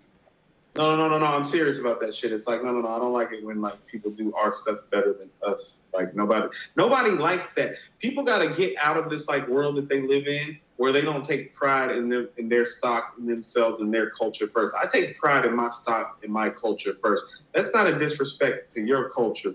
Right. I'm actually being disrespectful for the guys like Usher and Chris Brown because I'm like, well, Justin's delivered more than you motherfuckers. You think so? Oh, no, man.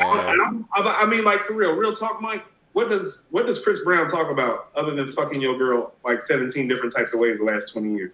And Usher hasn't made anything dope really since Confession. So, like, the answer to that is fuck yeah. Well, okay. And Justin really ain't made nothing good in a minute either.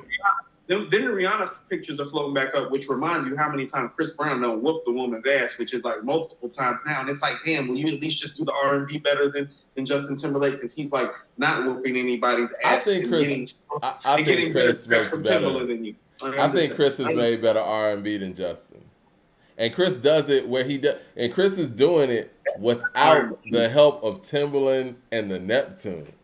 Hey, how about this? This is what I mean when I say R&B.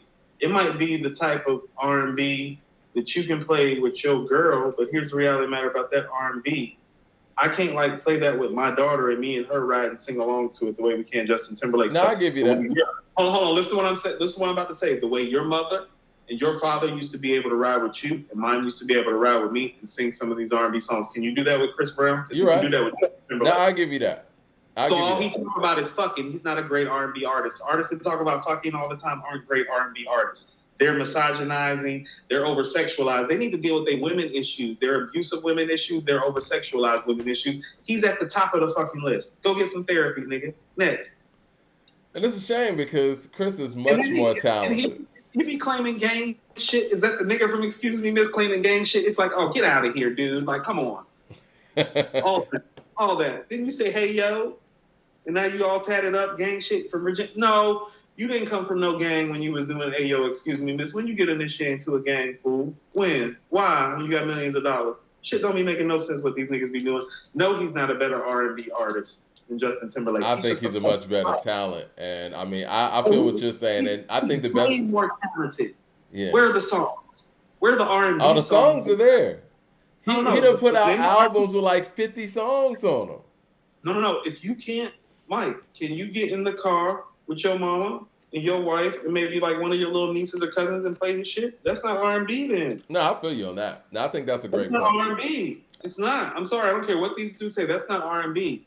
Like, you could play Jodeci and R. Kelly, like, with our parents. You could play Janet with our parents. Mike, the stuff you can play with people around you, even the sexualized stuff. Like, you can play anytime, any place around your mama, and it's not, like, totally out of place. Not the shit Chris Brown be saying. Like, no. You don't think Confessions is better than all of Justin's albums? Yes, Confessions is better than everything Justin Timberlake ever made. All right, Jet Rich My says... Way and Confessions. My Way and Confessions. Okay, well, what else does Justin really have to stand on? My Way is my 10th grade year of high school. My Way is my shit. My Way is one of the last truly great R&B albums. Like, R&B. I like 8701, too. Blues. 8701's got some joints on it. Ain't that You Got It Bad on there? Mm-hmm. But look, notice you're talking about shit that's more than 15 years old, though. I said last 10, 15 years. Well, I mean, Justin ain't really made nothing recent either. Dead Rich with the super chat says that the new Jack Harlow logo is the trash can. Man, y'all going in on Jack. He said, who is it? Somebody said, who is your dealer, Coop? AK's The Curtain says, y'all think that Saha is going to put out more music after the story of EGOT? He's going with Empire, yeah. He's going with Empire Records. I think that's interesting. And I think that's a whole nother subject for a whole nother day. But if he's doing a deal with Empire, he's probably going to put out some music. Somebody made a good point. Our king of R&B pees on people, unfortunately. The guy who made the best R&B music, the guy who made the best R&B music in our lifetime is such a nasty bastard. That's the real worst part. The best R&B music does belong to him, actually. Like Usher, Chris Brown, Justin Timberlake together, can't fuck with his catalog. I think the king of R&B, in my personal opinion, is Miguel. I think he makes the best R&B music for current artists. When's the last time he made something great, though, actually, Mike? I think last time Miguel made something really dope might have been like, 2018-ish? No, it's before that. No. It was the same year that Astro World came out. Yeah, that album was dope. And he was on the Shaft soundtrack and all that stuff. Yeah, Miguel's dope. I like the earlier Miguel more than the version that you're talking about. I like actually his second album, Coffee in the Morning. Hold on, are you talking about Kaleidoscope Dream? No. Nah, the one after that. The one after that. Yeah. See, like Kaleidoscope Dream was more like what I was talking about. You're talking War and Leisure. Yep. I wasn't. No, Miguel shit's hard, man. Because his shit sounds like your man's. I mean, not sounds like it, but it's that R&B that has that rock element in a Prince type of way. You know what I'm saying? When the guitars are heavy, it's more guitar, bass, electric, eccentric in that way. Kind of like it's more R&B than what Lenny Kravitz does, but in less rock than what Lenny Kravitz does. Like I said, Prince is like the only comparison, and I know I'm not comparing him to Prince like that, but you know what I'm saying. No, I get what you're saying. No, I get what you're saying. The realm that he exists in as an R&B artist is the lane that Prince actually helped open up and create. So Miguel is existing in that lane as well as you can expect somebody to exist in that lane that's not Prince. So exactly. what you're saying. And it's not like he even tries to sound like him, like Justin Timberlake tried to do on that one song.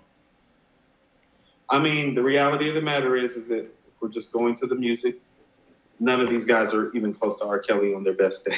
No, that's real. That's the reality of the matter. That's what makes who he is so sad. Because what I will tell you is that if he didn't do what he does, you do understand that he literally, when we're having these Stevie, Michael, Prince, Bob Marley, you understand he's the person that's... You understand that he's the person that belongs in those conversations that we don't talk about. Like, you understand he belongs, that's where he is musically. You understand that? Yeah, definitely. Yeah. Like, that's where he belongs. Rigorol 7 said, Coop said he's on Gresham. If you know, you know. Oh, yeah, that's behind the scenes stuff. We was talking about where we ride to get our hood vibes. You know, I'm an East Side guy. Like Rigor was like West Side with it. I was like, oh, no. I was like, I go to East Side, Gresham, like Candler for that. Man, you know, from our video the other day when we were talking about Tribe should be in the Rock and Roll Hall of Fame before M, I went in the comment section, man, and people were going crazy over that, man. Like, this is what happens, man. Whenever we start telling the truth about M or whatever, or giving our opinion or giving our truth when it comes to that, we get a whole bunch of people who normally don't subscribe to our channel to come in, and they just, I mean, they're stands. It's the only thing I can call them. Let me read some of these comments, man. Do you mind if I go through some of this? It should be fun. It'll be fun. And tell me if you agree, the people out there, tell me if you agree with some of the stuff that they're saying. These people are the worst. One person says, only people mad are the ones who failed in life doing what they love. Nobody deserves to get in before anybody. Y'all can't give me 5 reasons why Nas or a Tribe Called Quest, and they said TCQ. It's a Tribe Called Quest, nigga, not Tribe Called Quest. Like a pimp named Slickback. Anyway. Stop calling him a nigga. Y'all can't give me 5 reasons why Nas or a Tribe Called Quest needs to be before. Really? All right, here's another one. Bruce Leroy said, I swear, Eminem is the only white person in the entertainment industry that experiences racism. What? Can we pause? You want to pause there? No, I mean, I want you to feel comfortable doing what it is that you need to do, Mike. Go ahead. Another person says, Rock and Roll Hall of Fame isn't about black culture, it's about global impact overall. Black culture impacts. Never mind. And then this person says, and Jay-Z was qualified? You know it's because he's white. I want to stop there. Go ahead. We say a lot about Jay-Z, and a lot of the stuff that we say is honestly in jest and in comparison to people like Nas, Biggie, and sometimes Tupac. But Jay-Z made Reasonable Doubt. Jay-Z made The Blueprint.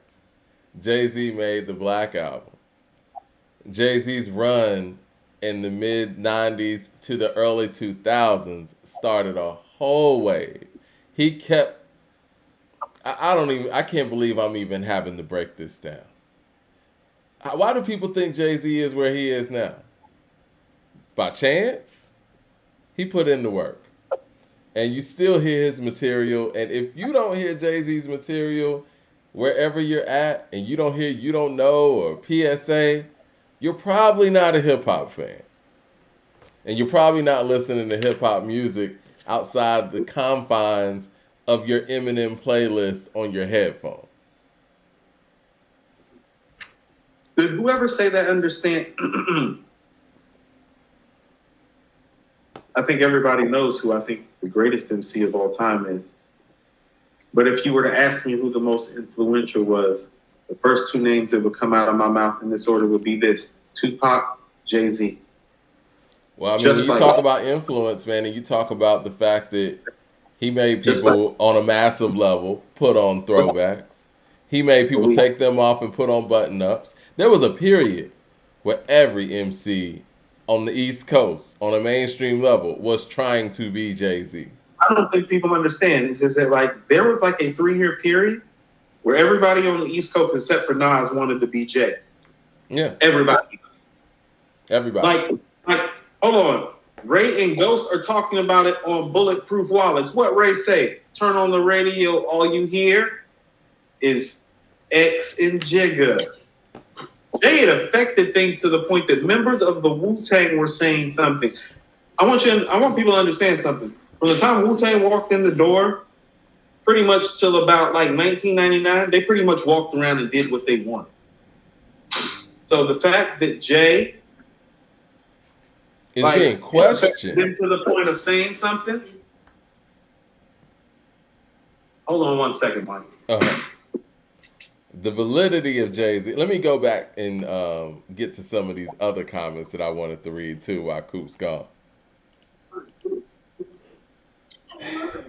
Another person says the greatest rapper of all time just got inducted into the Rock and Roll Hall of Fame. What's the big deal? Did you hear that? My bad. No, you're good. Sorry. No, my daughter's got a fashion show tomorrow. She's like, I want to practice the walk. Can I practice the walk? I'm like, no. Do your thing. You got to do what you got to do. This person says the greatest rapper of all time just got inducted into the Rock and Roll Hall of Fame. What's the big deal? Okay. That's the big deal. I just gave a diatribe about how the guy who is not the greatest MC of all time might be the most influential MC of all time, and I named Nas, Rakim, and Jay-Z in the middle of that diatribe, and it was centered around Jay-Z, but nowhere in that conversation does Eminem belong in that conversation. That's what the people who make these comments need to understand. And this is what I mean about inviting him to the barbecue and putting him to the forefront. It's like, well, he got invited because he deserved to be invited, because skill-wise, he deserves to be in this room, okay? If you don't think Eminem is a dope MC, I can't totally respect you, because that's not what this is about. If you want to get into his song making, if you want to get into his album making, if you want to give into the white privilege that's been afforded to him, I can't defend that. But the skills are there. But here's what he is not. He is not the caliber of MC that deserves to be walked up to the line and sat next to Rakim, and Big, and Jay-Z, and Nas. And he doesn't have the catalog to justify that either.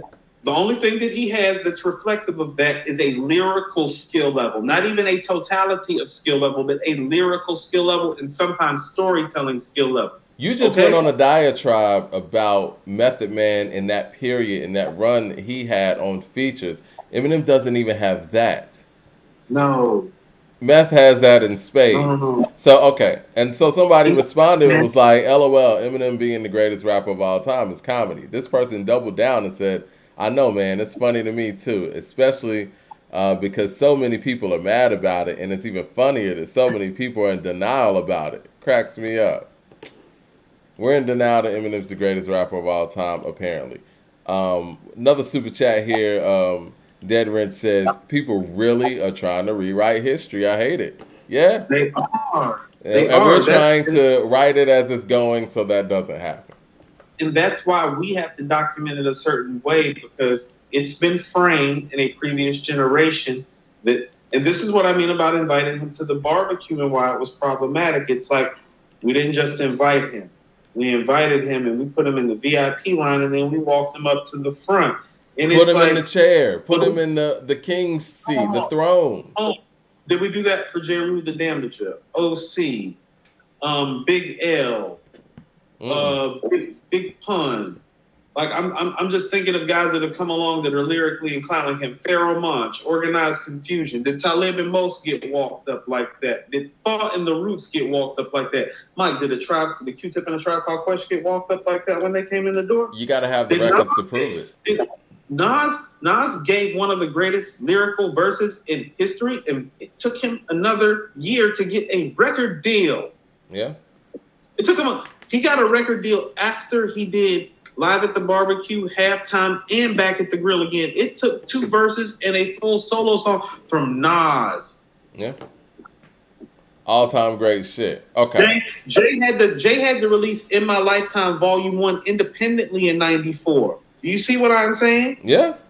Where has his dues been paid that he did that to earn that? I watched those dudes earn it. I heard Snoop Dogg on Deep Cover go the fuck off and then snap on the Chronic before he got his shot and then made Doggy Style. He did Deep Cover, the Chronic, and Doggy Style. He deserved everything he get. Out the gate, How My Name Is was on TRL. MTV was playing it That's 24/7. motherfucking deep cover.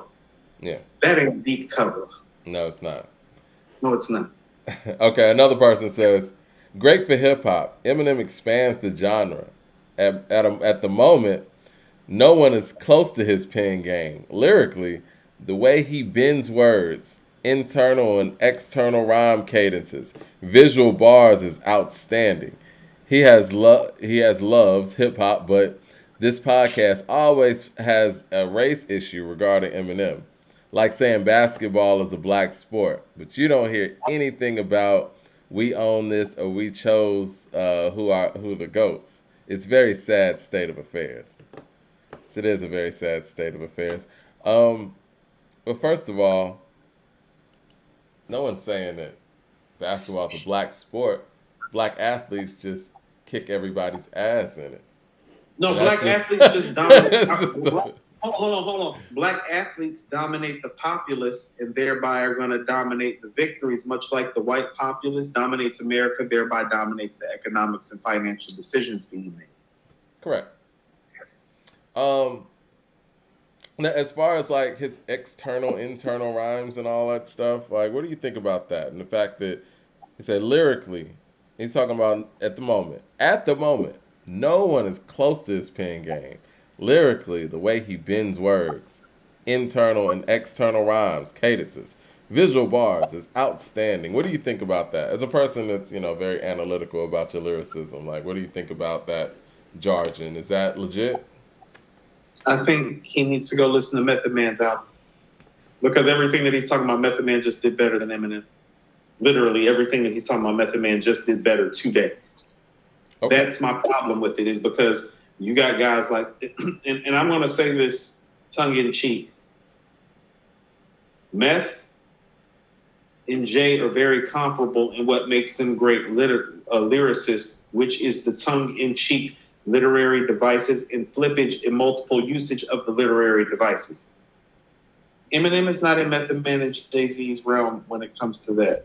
Now, he knows how to flip words the way that they do, but when we are talking about literary devices versus flipping words, well, that's the difference between the jab connecting and the jab not connecting, okay? And so a jab connecting consistently is why Muhammad Ali is the greatest fighter of all time. You feel what I'm saying? And It's like, your jab don't connect consistently.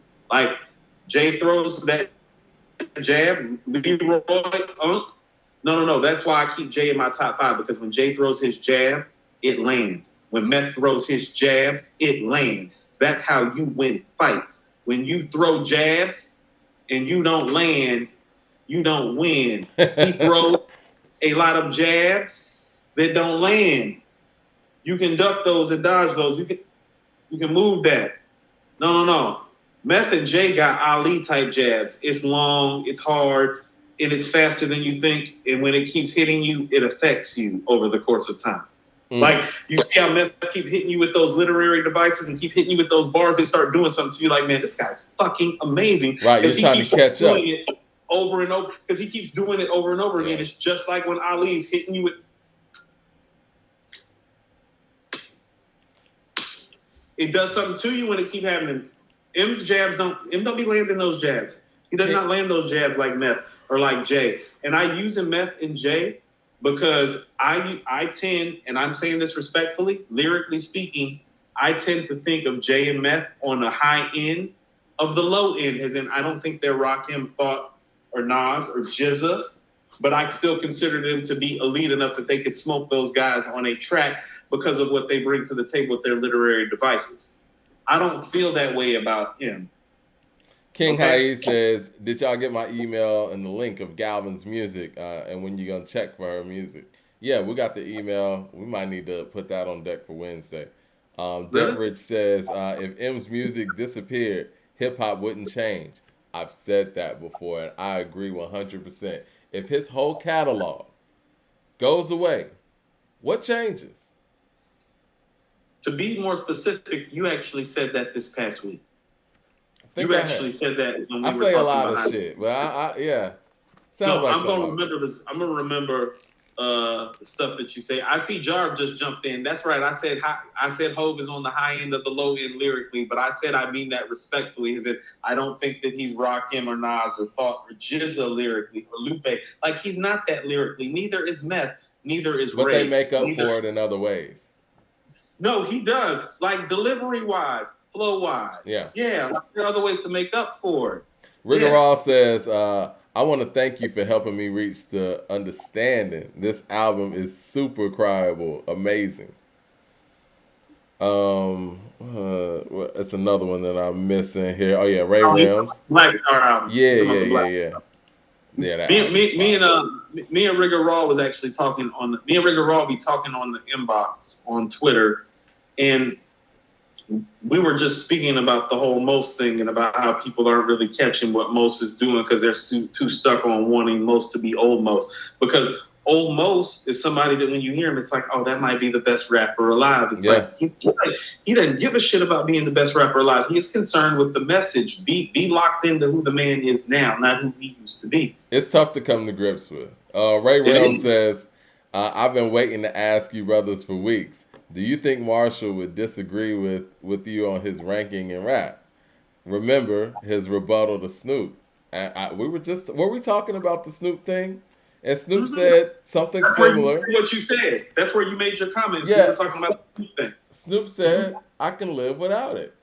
And I mean, obviously you want to be protective of your music and, and what you made and your creative process. But as a hip hop fan that Eminem is, and if he looks in the lexicon of everything he's been influenced by hip hop wise, I think he can understand where a person's coming from when they say that.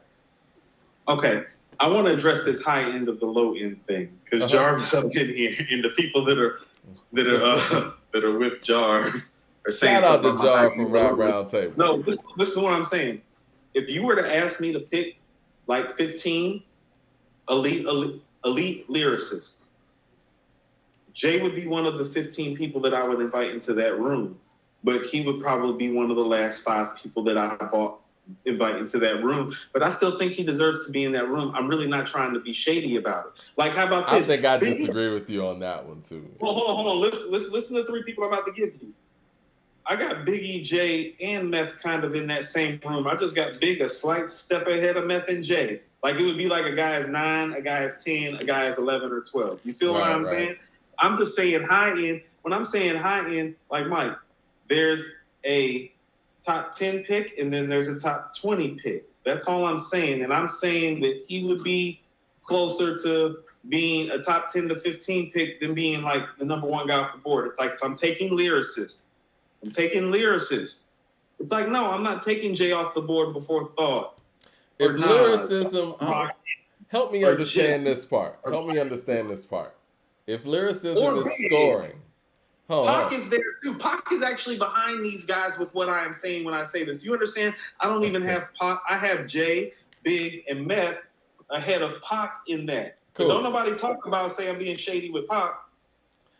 If lyricism is scoring, who are you comparing Jay to in this draft? If you're drafting, well, let's say we're doing like a draft projection. Who's first pick, first 15? If lyricism is scoring, who is Jay in this draft? Ooh, are we going all time? Okay. Let's go all time, sure. Okay, so let's look at some like all time. Okay. Ooh. Because you're kind of putting him at James Worthy status, it sounds like. No, I have him higher than that. I was actually thinking more, okay, so if I was thinking about lyricism like scoring, so the best scorers of the basketball that I've seen, pure scorers, I mean, Mike, of course. Right. Mike, Kobe, Durant, I think that's pretty easy, right? Like when we think of scoring, we think of those 3 guys in modern times, I think, in terms of the ease which they score the ball at a high level, right? Right. Those 3 guys, I would think. AI, too. I was going AI's right there. I would think he would be somebody. He would be like McGrady to me. That's what I mean. Obi, baby. Tracy McGrady. Matter of fact, you're a Harold Miner. No, Tracy McGrady's one of the all-time great scorers. I consider him to be one of the greatest scorers of the basketball that I've ever seen. But do I think that he is the scorer that Kobe or Durant is? It's not quite, but close. And I've told people this all the time. Jay would disagree with that. Huh? Jay would definitely disagree with that. Well, you're talking as a scorer, though. No, I mean, how about this? If we're going historically speaking as a scorer, no, McGrady was the truth. Huh? McGrady was the truth. That's what I'm saying. It's like, well, how about this? Would you feel? I'll go to my favorite personal player growing up in terms of scoring. Dominique Wilkins is how I would kind of look at Jay as a scorer. Okay. I don't think that Dominique is the scorer that Durant or Kobe or Mike is, but did he win a scoring title? Yeah. Can he go get buckets with anybody? Yeah. Can he bust Larry Bird ass and Mike ass on any given night? It's like, yeah, and that's what I mean. It's like, no, I'm not being disrespectful. He's just more as a lyricist to me. He's just more like Dominique or McGrady or Carmelo and not Durant, Kobe, or Mike. I don't think that's disrespectful. Man Nan says, what did you guys rate the Meth album? We rated a 4.25. Andre Shashir says, Jay got to be 5, definitely no less than 10. How about this? And okay, that's from Andre. So let's go lyrically. John says that Jay is Kobe. No, he's not Kobe. Brian with the super chat says, if you would be Mike and Nas would be Kobe. And Black Thought, like, you know how I've always looked at it? Here's my holy trinity. I looked at it in actually religious sense. It's like Rakim is the Father, Nas is the Son, and Black Thought is the Holy Ghost. That's my trinity of MCs lyrically. After that, yeah, the Father, the Son, the Holy Ghost. Yeah. Rakim, Nas, Black Thought, Father, Son, Holy Ghost. After that, it's like Jizza, Lupe, KRS-One, Cool G Rap. And then after that, we can have the Big and Meth and Jay conversation. But I'm not. You got KRS and Lupe over Jay lyrically? Yes. Okay. And if you don't, show me why. That's what I'm saying. Is like, stop making it seem like I'm talking out of turn when I'm saying I got this guy between 8 to 12 lyrically, but delivery wise, I have him top 5. Everywhere else, I have him top 5 except for lyrically, and it's like, oh, you're being disrespectful. No, I got him top 5 everywhere else except for stories and lyrics. And Lupe has B-roll. Stories, lyrics, and voice are the only things that he's not like top 5 to me at. Everything else he's top 5 at. Delivery, 5. Cadence, top 5. Flow, song, catalog, MC ability, totality of MC. Everything else he's top 5. He's not a top 5 lyricist. He's not. And if you think that he's better than Rakim, Nas, Black Thought, Jizza, and Lupe lyrically, I would ask you, what the fuck have you been listening to? Brian with us says, with the super chat, it says, if you weren't up in arms about Jay getting in ahead of the line, then it's a little hypocritical. Jay got in before Nas. Remember, this is the Hall of Fame, and fame is the most important part. All right, listen. And I kept seeing that. My thing is, that's why LL was put in there, because he was on the ballot. They weren't about to put Jay-Z in there and LL didn't make it. So yes, if Jay-Z and LL were on the ballot, and let's just say Nas was on the ballot too, and Jay got in and these two guys didn't get in, yes, I would have had a problem with that. I wrote an article about the fact that Tupac got in there before LL Cool J. My problem is the fact that Tribe was on the ballot. We're not talking about people who ain't on the ballot. So what you're talking about never happened. You know what I'm saying?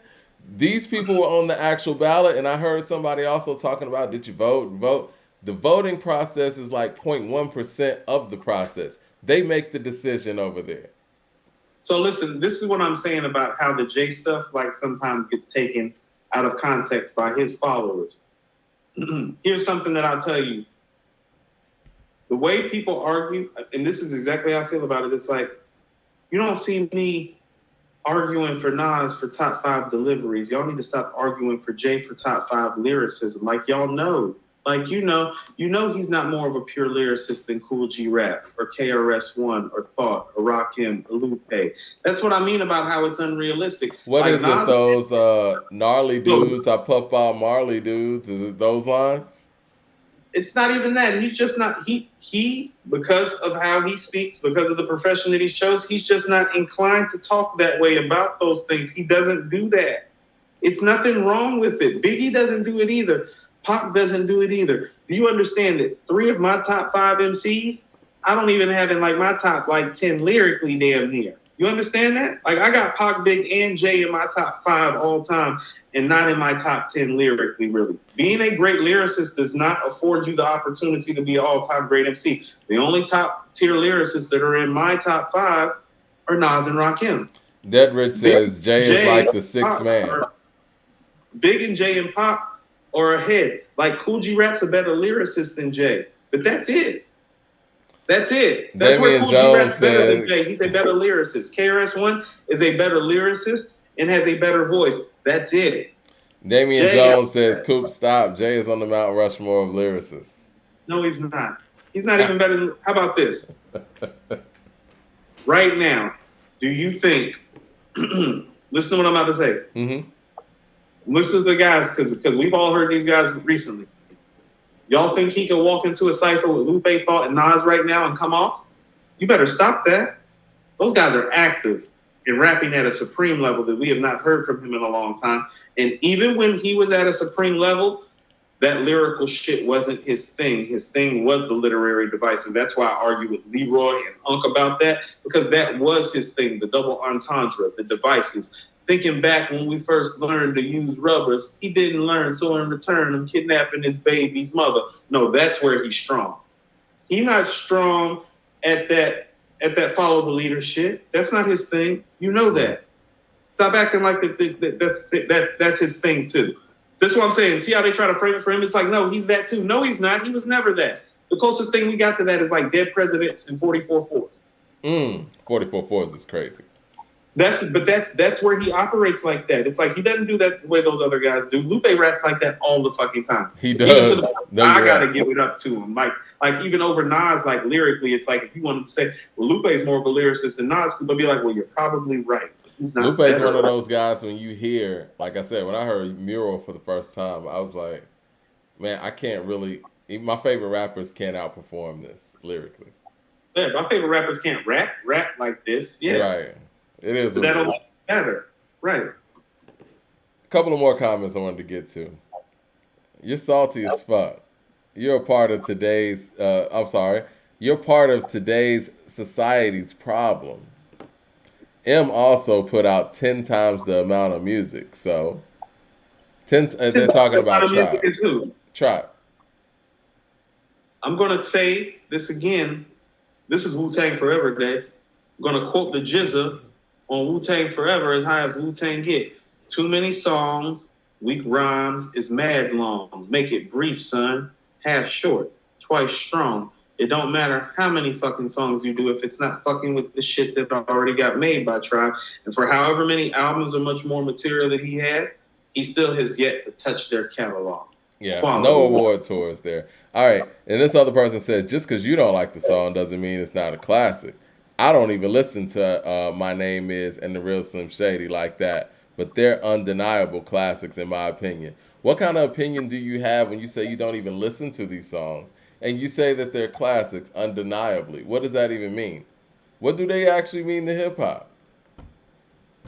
I mean, really, are we just going to sit here and call something because we're supposed to call it that? You just admitted yourself that I don't listen to these songs like that, but they're classic in my opinion.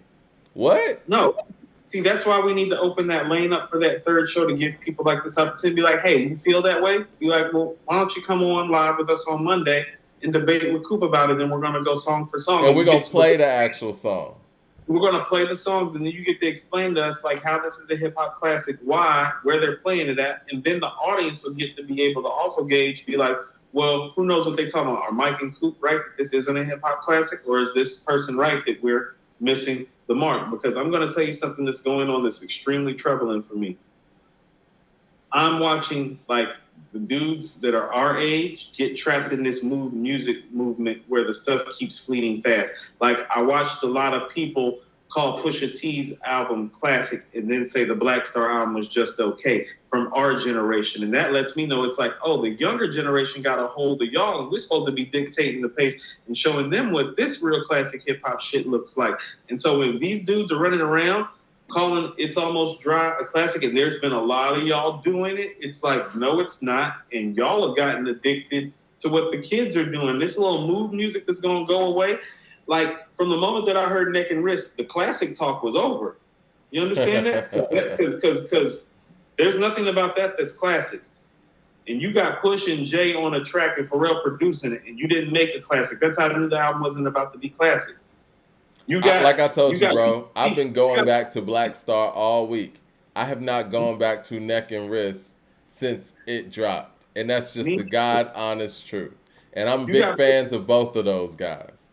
You got Pusha T literally admitting that it took him doing Brambleton to get Kanye to give him Dreaming of the Past. Oh, Dreaming of the Past doesn't even belong to you. That was Ye's record. It's like, how is this a classic? How? Yeah. Rigorol says, Lupe still got Royce scared to pick up a mic. These are facts. We ain't heard Royce pick up the mic since then. And quite frankly, I'm going to say this again. I don't appreciate that nigga making me look bad. I went on this show live and said he was going to fade Lupe. And I said, yeah, no, he's in for the fight of his life. You told me I think you're bugging, Coop. And I was like, no, nigga, you bugging. You like that, nigga. Lupe, I know Mickey facts, Coop. I was like, I know you know Mickey, nigga. I don't care. No, I care, Mike. I was wrong. Yeah, those dudes rap, man. They can come up with shit in a matter of an hour. LP says, rappers we consider to be the best now, Lupe, Ransom, JLA, Benny, all are doing the best 94, 96 Nas rendition. It's in the flow and the wordplay. Yeah, everybody's on the run. You forgot Conway. I think Conway's in there too. My daughter just jumped in the chat and said facts. That's what's up. Shout out to her in the chat. LP says, y'all ready to admit that Pusha is a 3.5? No, it's a 4. Like, I want you to understand, Brambleton and Let the Smoker Shine the Coupe is really carrying. And Diet Coke is still Diet Coke. Dreaming of the Past is a dope record. Malice on the finale, like, no, so there's stuff on there. It's very much like Hitler Wears Hermes 8, where it's like the highlights are so high that it's hard to knock it low. But there are, how about this? There's too many 3.5 songs on there, but it's still a 4. The clock is ticking on Kendrick. I see that in the chat as well. Listen, this is another comment that I found very entertaining. He said, okay, but keep it going. Bad meets Evil up against any A Tribe Called Quest classic album. Seems kind of wrong to put M up against a whole group, but this is what we're doing. I love you, Q-Tip and the gang, but bar for bar, M got this, buddy. And I'm not hating because I don't know you guys, but I do respect your points of view. So you think Bad Meets Evil is better than a Tribe album? And I really love Bad Meets Evil. I do. I love Bad Meets Evil. This has gotten out of hand, man. This has gotten out of hand. Bad Meets Evil on a scale of where Tribe is, it's like where it would come in on Tribe's catalog is like, well, it might be better than like half of Beats, Rhymes, and Life. Like, it's not better than anything on the first 3 albums, and it's not better than half of Beats, Rhymes, and Life. Like, it's not better than Phony Rappers Get a Hold once again. You know what I'm saying? You remember what happened when Black Star dropped their debut album? The Source ripped them and compared them to Tribe the whole time. I thought it was unfair. But that's how great Tribe's catalog and legacy is. You got Mos Def and Talib at the peak of their powers coming in the door, coming with a collaborative effort as a duo, and they get ripped to shreds in the Source magazines telling everybody they're not Tribe. That's what Tribe looks like. Just saying. I mean, the Black Star album didn't deserve to get a 3.5. It deserved probably a 4 or a 4.5 for those of you who are big fans on it. But what it's not is a classic like this one that just dropped. Like, there's some other shit. Like they're thinking forward on this album. That's what I'm saying. Like, part of why I gave it 5 and we gave it the 5 is because, well, this is the first rap album I've heard since Pray for Paris where the artists are thinking forward about the sound of hip hop too. There's something forward about the album. There's something that's not now about it. There's something that says, I got next. I got that too. You know, this is another comment that always comes up, and I guess might as well address it now. Someone said, I'm just here laughing at all these grown men crying about other grown men. This is the thing. We're here to preserve and document history. No one's crying. We're just talking about it in a way that it needs to be talked about. See, what happens is we don't talk about things, and like y'all said, people rewrite history right in front of your face. Yeah. But again, I know that's another deflecting tactic to sit there and act like, we shouldn't have better things we should have better things to do than talk about our, how our culture is being how somebody like Tribe is being robbed. Hey, let's look at something that's really actively going on right now. Mm-hmm. The media for the last 10 years, the hip-hop media for the last 10 years has been trying to put the focus on Biggie and Tupac's murders on the police departments in LA, like the media didn't fan the fucking flames. Right. Like, that's how history gets rewritten. Oh, Vibe, The Source, no. They all got Tupac and Biggie's blood on their hands, but all these hip-hop publications for the last 10 years have been trying to take the blood off their hands and put it on the police department like they wasn't talking that shit and fanning the flames to get more notoriety for their publications. Exactly. What's going on. That's what's so dangerous about history getting rewritten, including by the media. Mm-hmm. That's why it's like, no, we watching the media doing it rap. It's like, we found another police officer. It's like, no, fuck you. How about the role that you had to play with it? You should have shut the fuck up and wrote a good article and had some journalistic integrity, and they would be here too. And Pac was saying this the whole time. The media. And, I was too young to really understand where he was coming from with it. But he's right. The media set all of this up, unfortunately. Dittrich says it was written birth MCs like Lupe. That is true. Lupe would say that. Lupe says "Taken in Blood" is the song. Yeah, I remember when I first bought It Was Written and opened up the book and all those words were there, and it was like, fuck. Still got the book.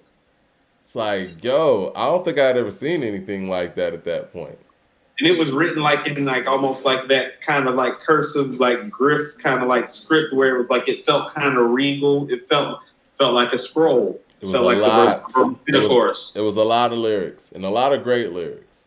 And you know what? I got the Akumanai book too. One of my favorite albums. Anybody who knows the show knows that I think Akumanai is one of the best, if not the best, albums, I guess, minute for minute in hip hop. But if you look in that book, they got the lyrics there too. Are you going to get your It Was Written book? They got oh yeah. Okay. Open it up. So when you look at the verses there, they're like a paragraph long, right? Yeah. Very different than all the words that Nas had to put together. If we want to judge lyricist to lyricist. No. It's fun. Yeah. It's different. I love that album. Well, obviously I do. Oh, Mike, guess what's sitting right next to it? The Low. Yeah. Man, shout out to Tribe, man. And shame on the people who tried to go out there and further disrespect Tribe when you know that they should have been in the Rock and Roll Hall of Fame before Eminem.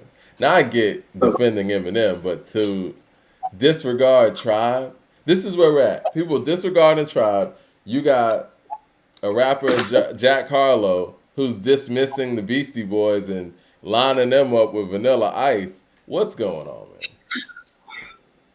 No, but here's the thing.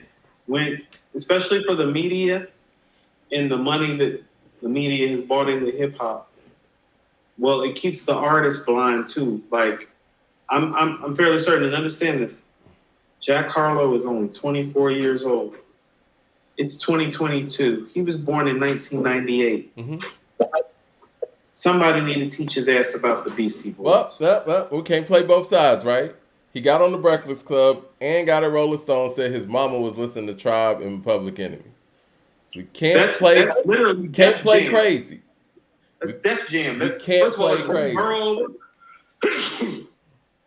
That's one borough over, and that's the same damn label. And he said his mom taught him about hip hop, so we can't play crazy. Which one is it? You got roots in this or you don't? I told you, even the way they slid that in, it was like, oh no, that was another one of those credibility things that they did to give him credibility. Oh yeah, his mom used to listen to Public Enemy and Tribe Called Quest. It's like, But his Beastie Boy line takes that credibility away. Well, no. What took the credibility away immediately is how they go into, but 8 Mile made me want to rap. It's like, so your mom listened to Tribe Called Quest and Public Enemy, but 8 Mile is when you wanted to rap? Something about that don't connect. Well, yeah, man, we got to get up out of here. We got a lot to cover on Wednesday. Did we cover everything? Shoot, I don't even know, man. I don't even feel like we be getting to it all anymore. But yeah, you know, it's tough. It's tough, man. I mean, the Jay-Z conversation was great, and we ended up talking about double disc for a minute. That wasn't even on the radar, but right. I think that we might end up having a Kendrick song by Wednesday. And we definitely got to listen to this Flea Lord and cover that Wednesday. Yeah. Got the Flea Lord, putting Flea in the queue. Yeah. I mean, I'm going to need a vacation just to like do rap albums. I think we're going to have to do the Monday show about it. Yeah, to balance it out. Yeah. Yeah, and about the proper review too, because here's what's happening. And I was afraid of this happening. You see, the 2 years we've been doing this podcast prior to this, we've had what I like to call enough parity and sparsity to kind of like put things into certain categories. And I'm telling you what's happening right now because it's May. Mm-hmm. Oh, we got a lot of 4s and a lot of 4.25s, and it's going to be hard ranking. Like what goes where? Like right now, we got like 6 or 7 4.25s. It's like, well, what is really the better album? Is it Currency's album, or is it Benny's album, or is it Conway's album, or is it Pusha's album, or is it Future's album? LP says we covered everything but Fife's album. Yes, we got to do that Wednesday. We got to make sure we do the Fife album on Wednesday, and we talking all this tribe love. We got to do the Fife on Wednesday. Reggie with the super chat says, for those Eminem fans, will you get into your feelings when Rolling Stone proclaims Jack Harlow has done more for hip-hop than Eminem? It's coming. It's coming. It's coming. No. What's coming is next. They already told you they're going to make Jack Harlow a star, whether the fans like it or not. Whether you have no fans in hip-hop or not. You want to know what's crazy? The propaganda, man. Can I just say something about the Kendrick thing and then we'll go? I think it has been, for the entirety of the time, and this is what I mean. People don't understand this. The main thing that Mike's gotten me off of is the Kendrick thing and the Andre 3000 thing. I walked into this podcast 2 years ago. We're going into 2.5 shortly of doing this podcast after writing for According to Hip Hop for a few years. And nobody moved the meter like Kendrick has moved the meter since I've been a part of According to Hip Hop. His article, my article that I did, his damn music review, I think is my highest tracking article still to this day. I've written tons of articles. He moves the meter. And, you know, he's been that guy. And all I've really been trying to say is that, well, that guy goes out and proves it. You know, and when you're not around to prove it, you're not the guy. When LeBron was hurt, he wasn't the guy. He had to go out and prove it. When KD was hurt, this whole ACL, like KD looked like the guy now until this Boston series. But when he came back from his ACL, was anybody talking like KD? He was like KD was the man when he was out with his ACL. No, it was Is anybody talking about Kawhi that way? Kawhi been gone. Is anybody talking about Kawhi like Kawhi the man? Yeah. Why? This is what I mean about what's so funny about hip hop. Even in other venues and ventures where blacks dominate, when the guy's not there, he's not considered to be the best. Like nobody's sitting up here holding KD's throne when he tore his ACL. Nobody right now thinks KD is better than Giannis based on how KD played versus Boston. And I'm a KD guy. You get what I'm saying? Yeah, and it's not like we got like a little run like J. Cole's having right now to even justify it. We got nothing. Right. No, it's like you know who KD is to me right now? He's the second best player in the world that needs to go put on 20 pounds so he can get in the conversation for being the best player in the world. Because right now that's Giannis. Because even though Giannis losing, Giannis is hooping. You feel me? Yeah. LeBron older. Kawhi's not even in this conversation because Kawhi's not here. Luka Doncic isn't going to make first team NBA because he was out of shape and hurt the first part of the season. When you're not here, it doesn't get accounted for anywhere else. All I wanted people to do is to stop taking account for him like he's the man when there are other viable options walking around. Conway, Gibbs, Nas. Making all-time great stuff. Meth today. Yes, that's all I'm saying. I'm not saying he's not all-time great. I'm not saying he may not deliver an all-time great album. I'm saying all of you have been saying he's number one for the last 5 years, and I'm saying fuck no to that. That nigga didn't even go to work. And this is on the anniversary of the Allen Iverson practice thing. Nas the GOAT says, are we getting that mock versus between Lupe and K-Dot Wednesday? Oh shit, that's right. We did say we were gonna do that. Ray Rim says, we talk about how Alchemist is the producer. If he asked Marshall to slow down his cadence, gave him those Benny or Gibbs beats, M wouldn't spaz out. Eminem doesn't rap over that stuff. I'm sorry. Eminem doesn't rap over hip-hop beats. I didn't mean to cut you off. What were you going to say? Because I was going to speak my piece on the K-Dot thing, too. Oh, the homie Jack is in here. He just said, AC, I'm here watching. The homie Jack. Oh, what up, Jack? We was talking about you early. Yeah, Jack, you made the show, fam, and we shared all your comments, and I appreciate we closing out, though. Check out the rebroadcast, definitely. Rebroadcast. I hope you made it to your grandpop safe in Chicago. Tell the family Coop said peace, AC said peace. And this is what I want to say about K-Dot, though. Since we've been doing this podcast, we've been waiting for the day that we could actually do a show on new Kendrick Lamar music. I've actually given up on that possibility over the course of our show. And this is like when we had no audience. And I'm glad that it's built up to a point where we do have this engaging of an audience. We really appreciate you guys out there. Y'all make these discussions even more exciting and shit. Make our show longer than it was before. But right, that day has come, man. Next week, we're actually going to get this Kendrick Lamar album. And this was one of those albums that we've been waiting to review. We've been waiting for Jay-Z to release something while we're doing the show. We've been waiting for Kendrick to release something. Nas did it twice. 3 times. I'm sorry. And it was a big deal. So I'm looking forward to being able to talk about this new Kendrick Lamar album. And I hope it's everything that y'all hope it's going to be. But just know if it isn't, boy, oh boy. We're not going to hold back. Let's go back to Jack, because Jack, our last piece of our conversation was about what? Because you know what he asked me? He's like, AC, y'all going to talk about the new Kendrick? I was like, oh. I'm like, of course. And so we get into a whole thing. And listen to what he said. He was like, yeah. I was like, he hasn't dropped in like 3 years, right? I looked at him. I said, dude, I said, you were 12 years old the last time he dropped an album. He looked at me. He said, really? I said, yeah. He was like, I was like, because I saw him forming his words. This is how I knew he knows his stuff. I said that untitled, unmastered thing in the Black Panther soundtrack doesn't count, because he's pulling it up on the phone. He's following it to Spotify too. Wikipedia in it. And I'm like, he's like, that doesn't count. And I'm like, well, is any of his greatest hit stuff on there? Is any of like stuff that you're gonna remember like really, really on there? He's like, I got some stuff on there, and he pulled it up. I was telling him, I was like, well, maybe 10, but this is the effect of Kendrick. The 17-year-old Jack, like, is in his mind. Like, oh, Kendrick just dropped 2-3 years ago, not 5 years ago. Yeah. You see what I'm saying about how the media will control the narrative? Because Kendrick is alive in people's minds. The music has not been created in 5 years in terms of a solo album. Leroy Green says that Jay-Z has a Mike D diss record coming. Listen, man, tell him to be easy on me. Are you sure this record? If you hear Jay say something like, I'm not a top 15 lyricist, whatever. Oh, he is a top 15 lyricist. Truthfully, Mike, he probably falls somewhere. I would put him ahead of Big. I would probably put Meth ahead of him by 1, but I would put Big and Pac behind him.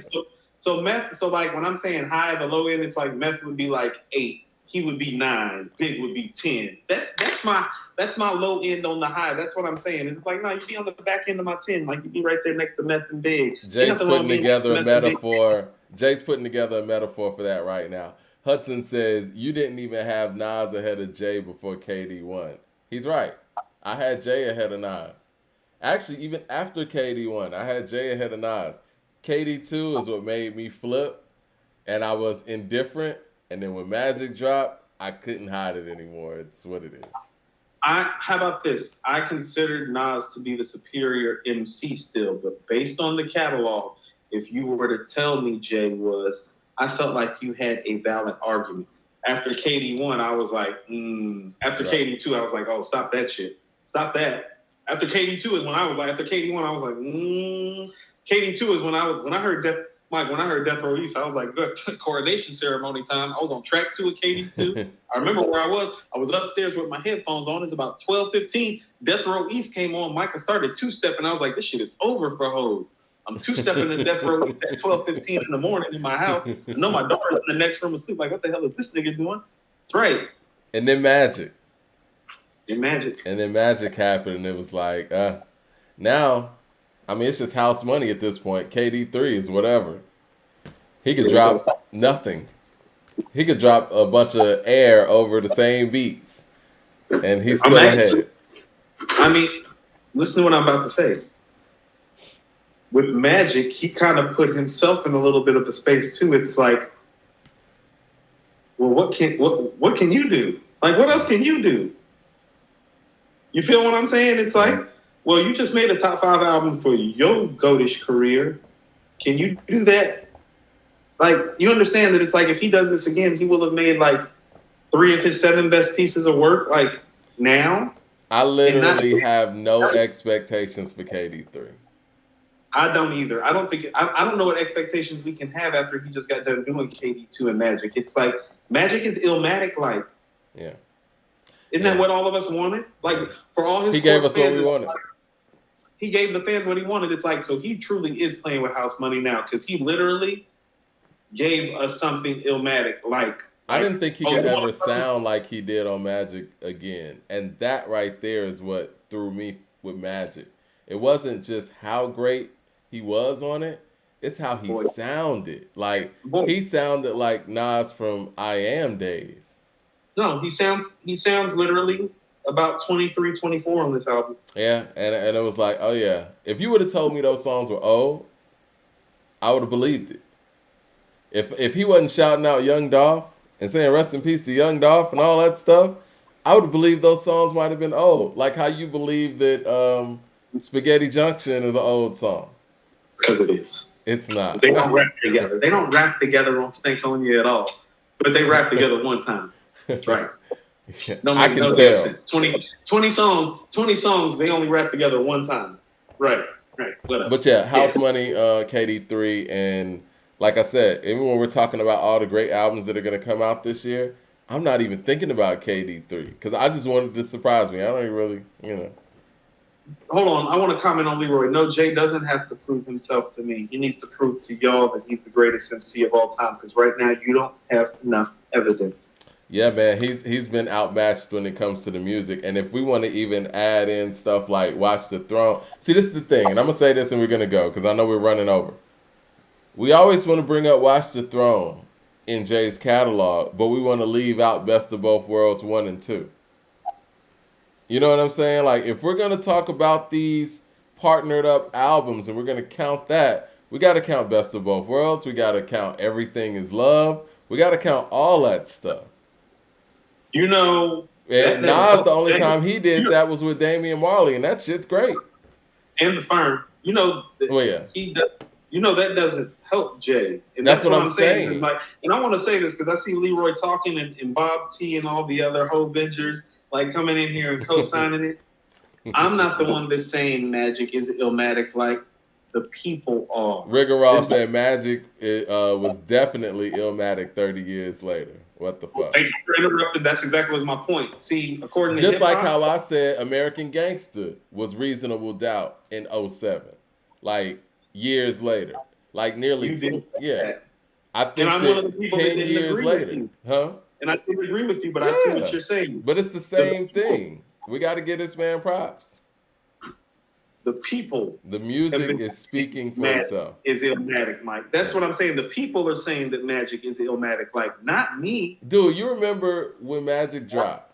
Because we had got like the Omari crown around here, the Omarion or whatever.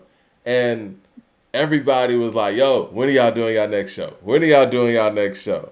Like people were blowing up our Twitter, everything, trying to figure out when we were doing our next show because Magic was just that strong. We didn't hype it up. We didn't even know it was coming. We didn't say anything about Magic. The people said all this stuff. People pushed us to it, Mike. I was out of town. You were busy. We literally had to wait for me to get home. Not home. We did the Magic review. I was in Columbia, South Carolina, in a hotel room right off of Senate Street. Okay? Late. Yeah, and it was late. Yeah. Like, that was the people. That's what I'm saying. It's like, no, we really do listen to the people. Even the idea for the show with these ratings and stuff, because it's like we do really respect what you guys bring to the table with your thoughts and your critiques. Y'all make our show. Right. And so many of y'all are contributing now, and the growth is real for us, and we appreciate it, and we love it, and we're so humbled, and we're so thankful by it. But there has been a slight rift in the opinions because there are more opinions to be had. Well, let's try to consolidate it because it's still for the people. Yeah. Armand, says, don't forget Jay did Collision Course with Linkin Park. That was man. Yeah. Don't forget about the Gray album, too. Yeah. Was that official? Right. Got released. It made money. Yeah. Wasn't that? I don't know if he released it, but, whatever. All right, well, let's get up out of here. Go get the yearbook. We're going to have it in the description of the live after, the rebroadcast goes up. We got the digital version. We got the Amazon version, black and white and in color. We appreciate y'all once again. And, yeah, we look forward to hollering at y'all on Wednesday. And next week is going to be the week. Next week, we're going to have new Kendrick. Oh, buddy. Magic is better than everything this year, says LP.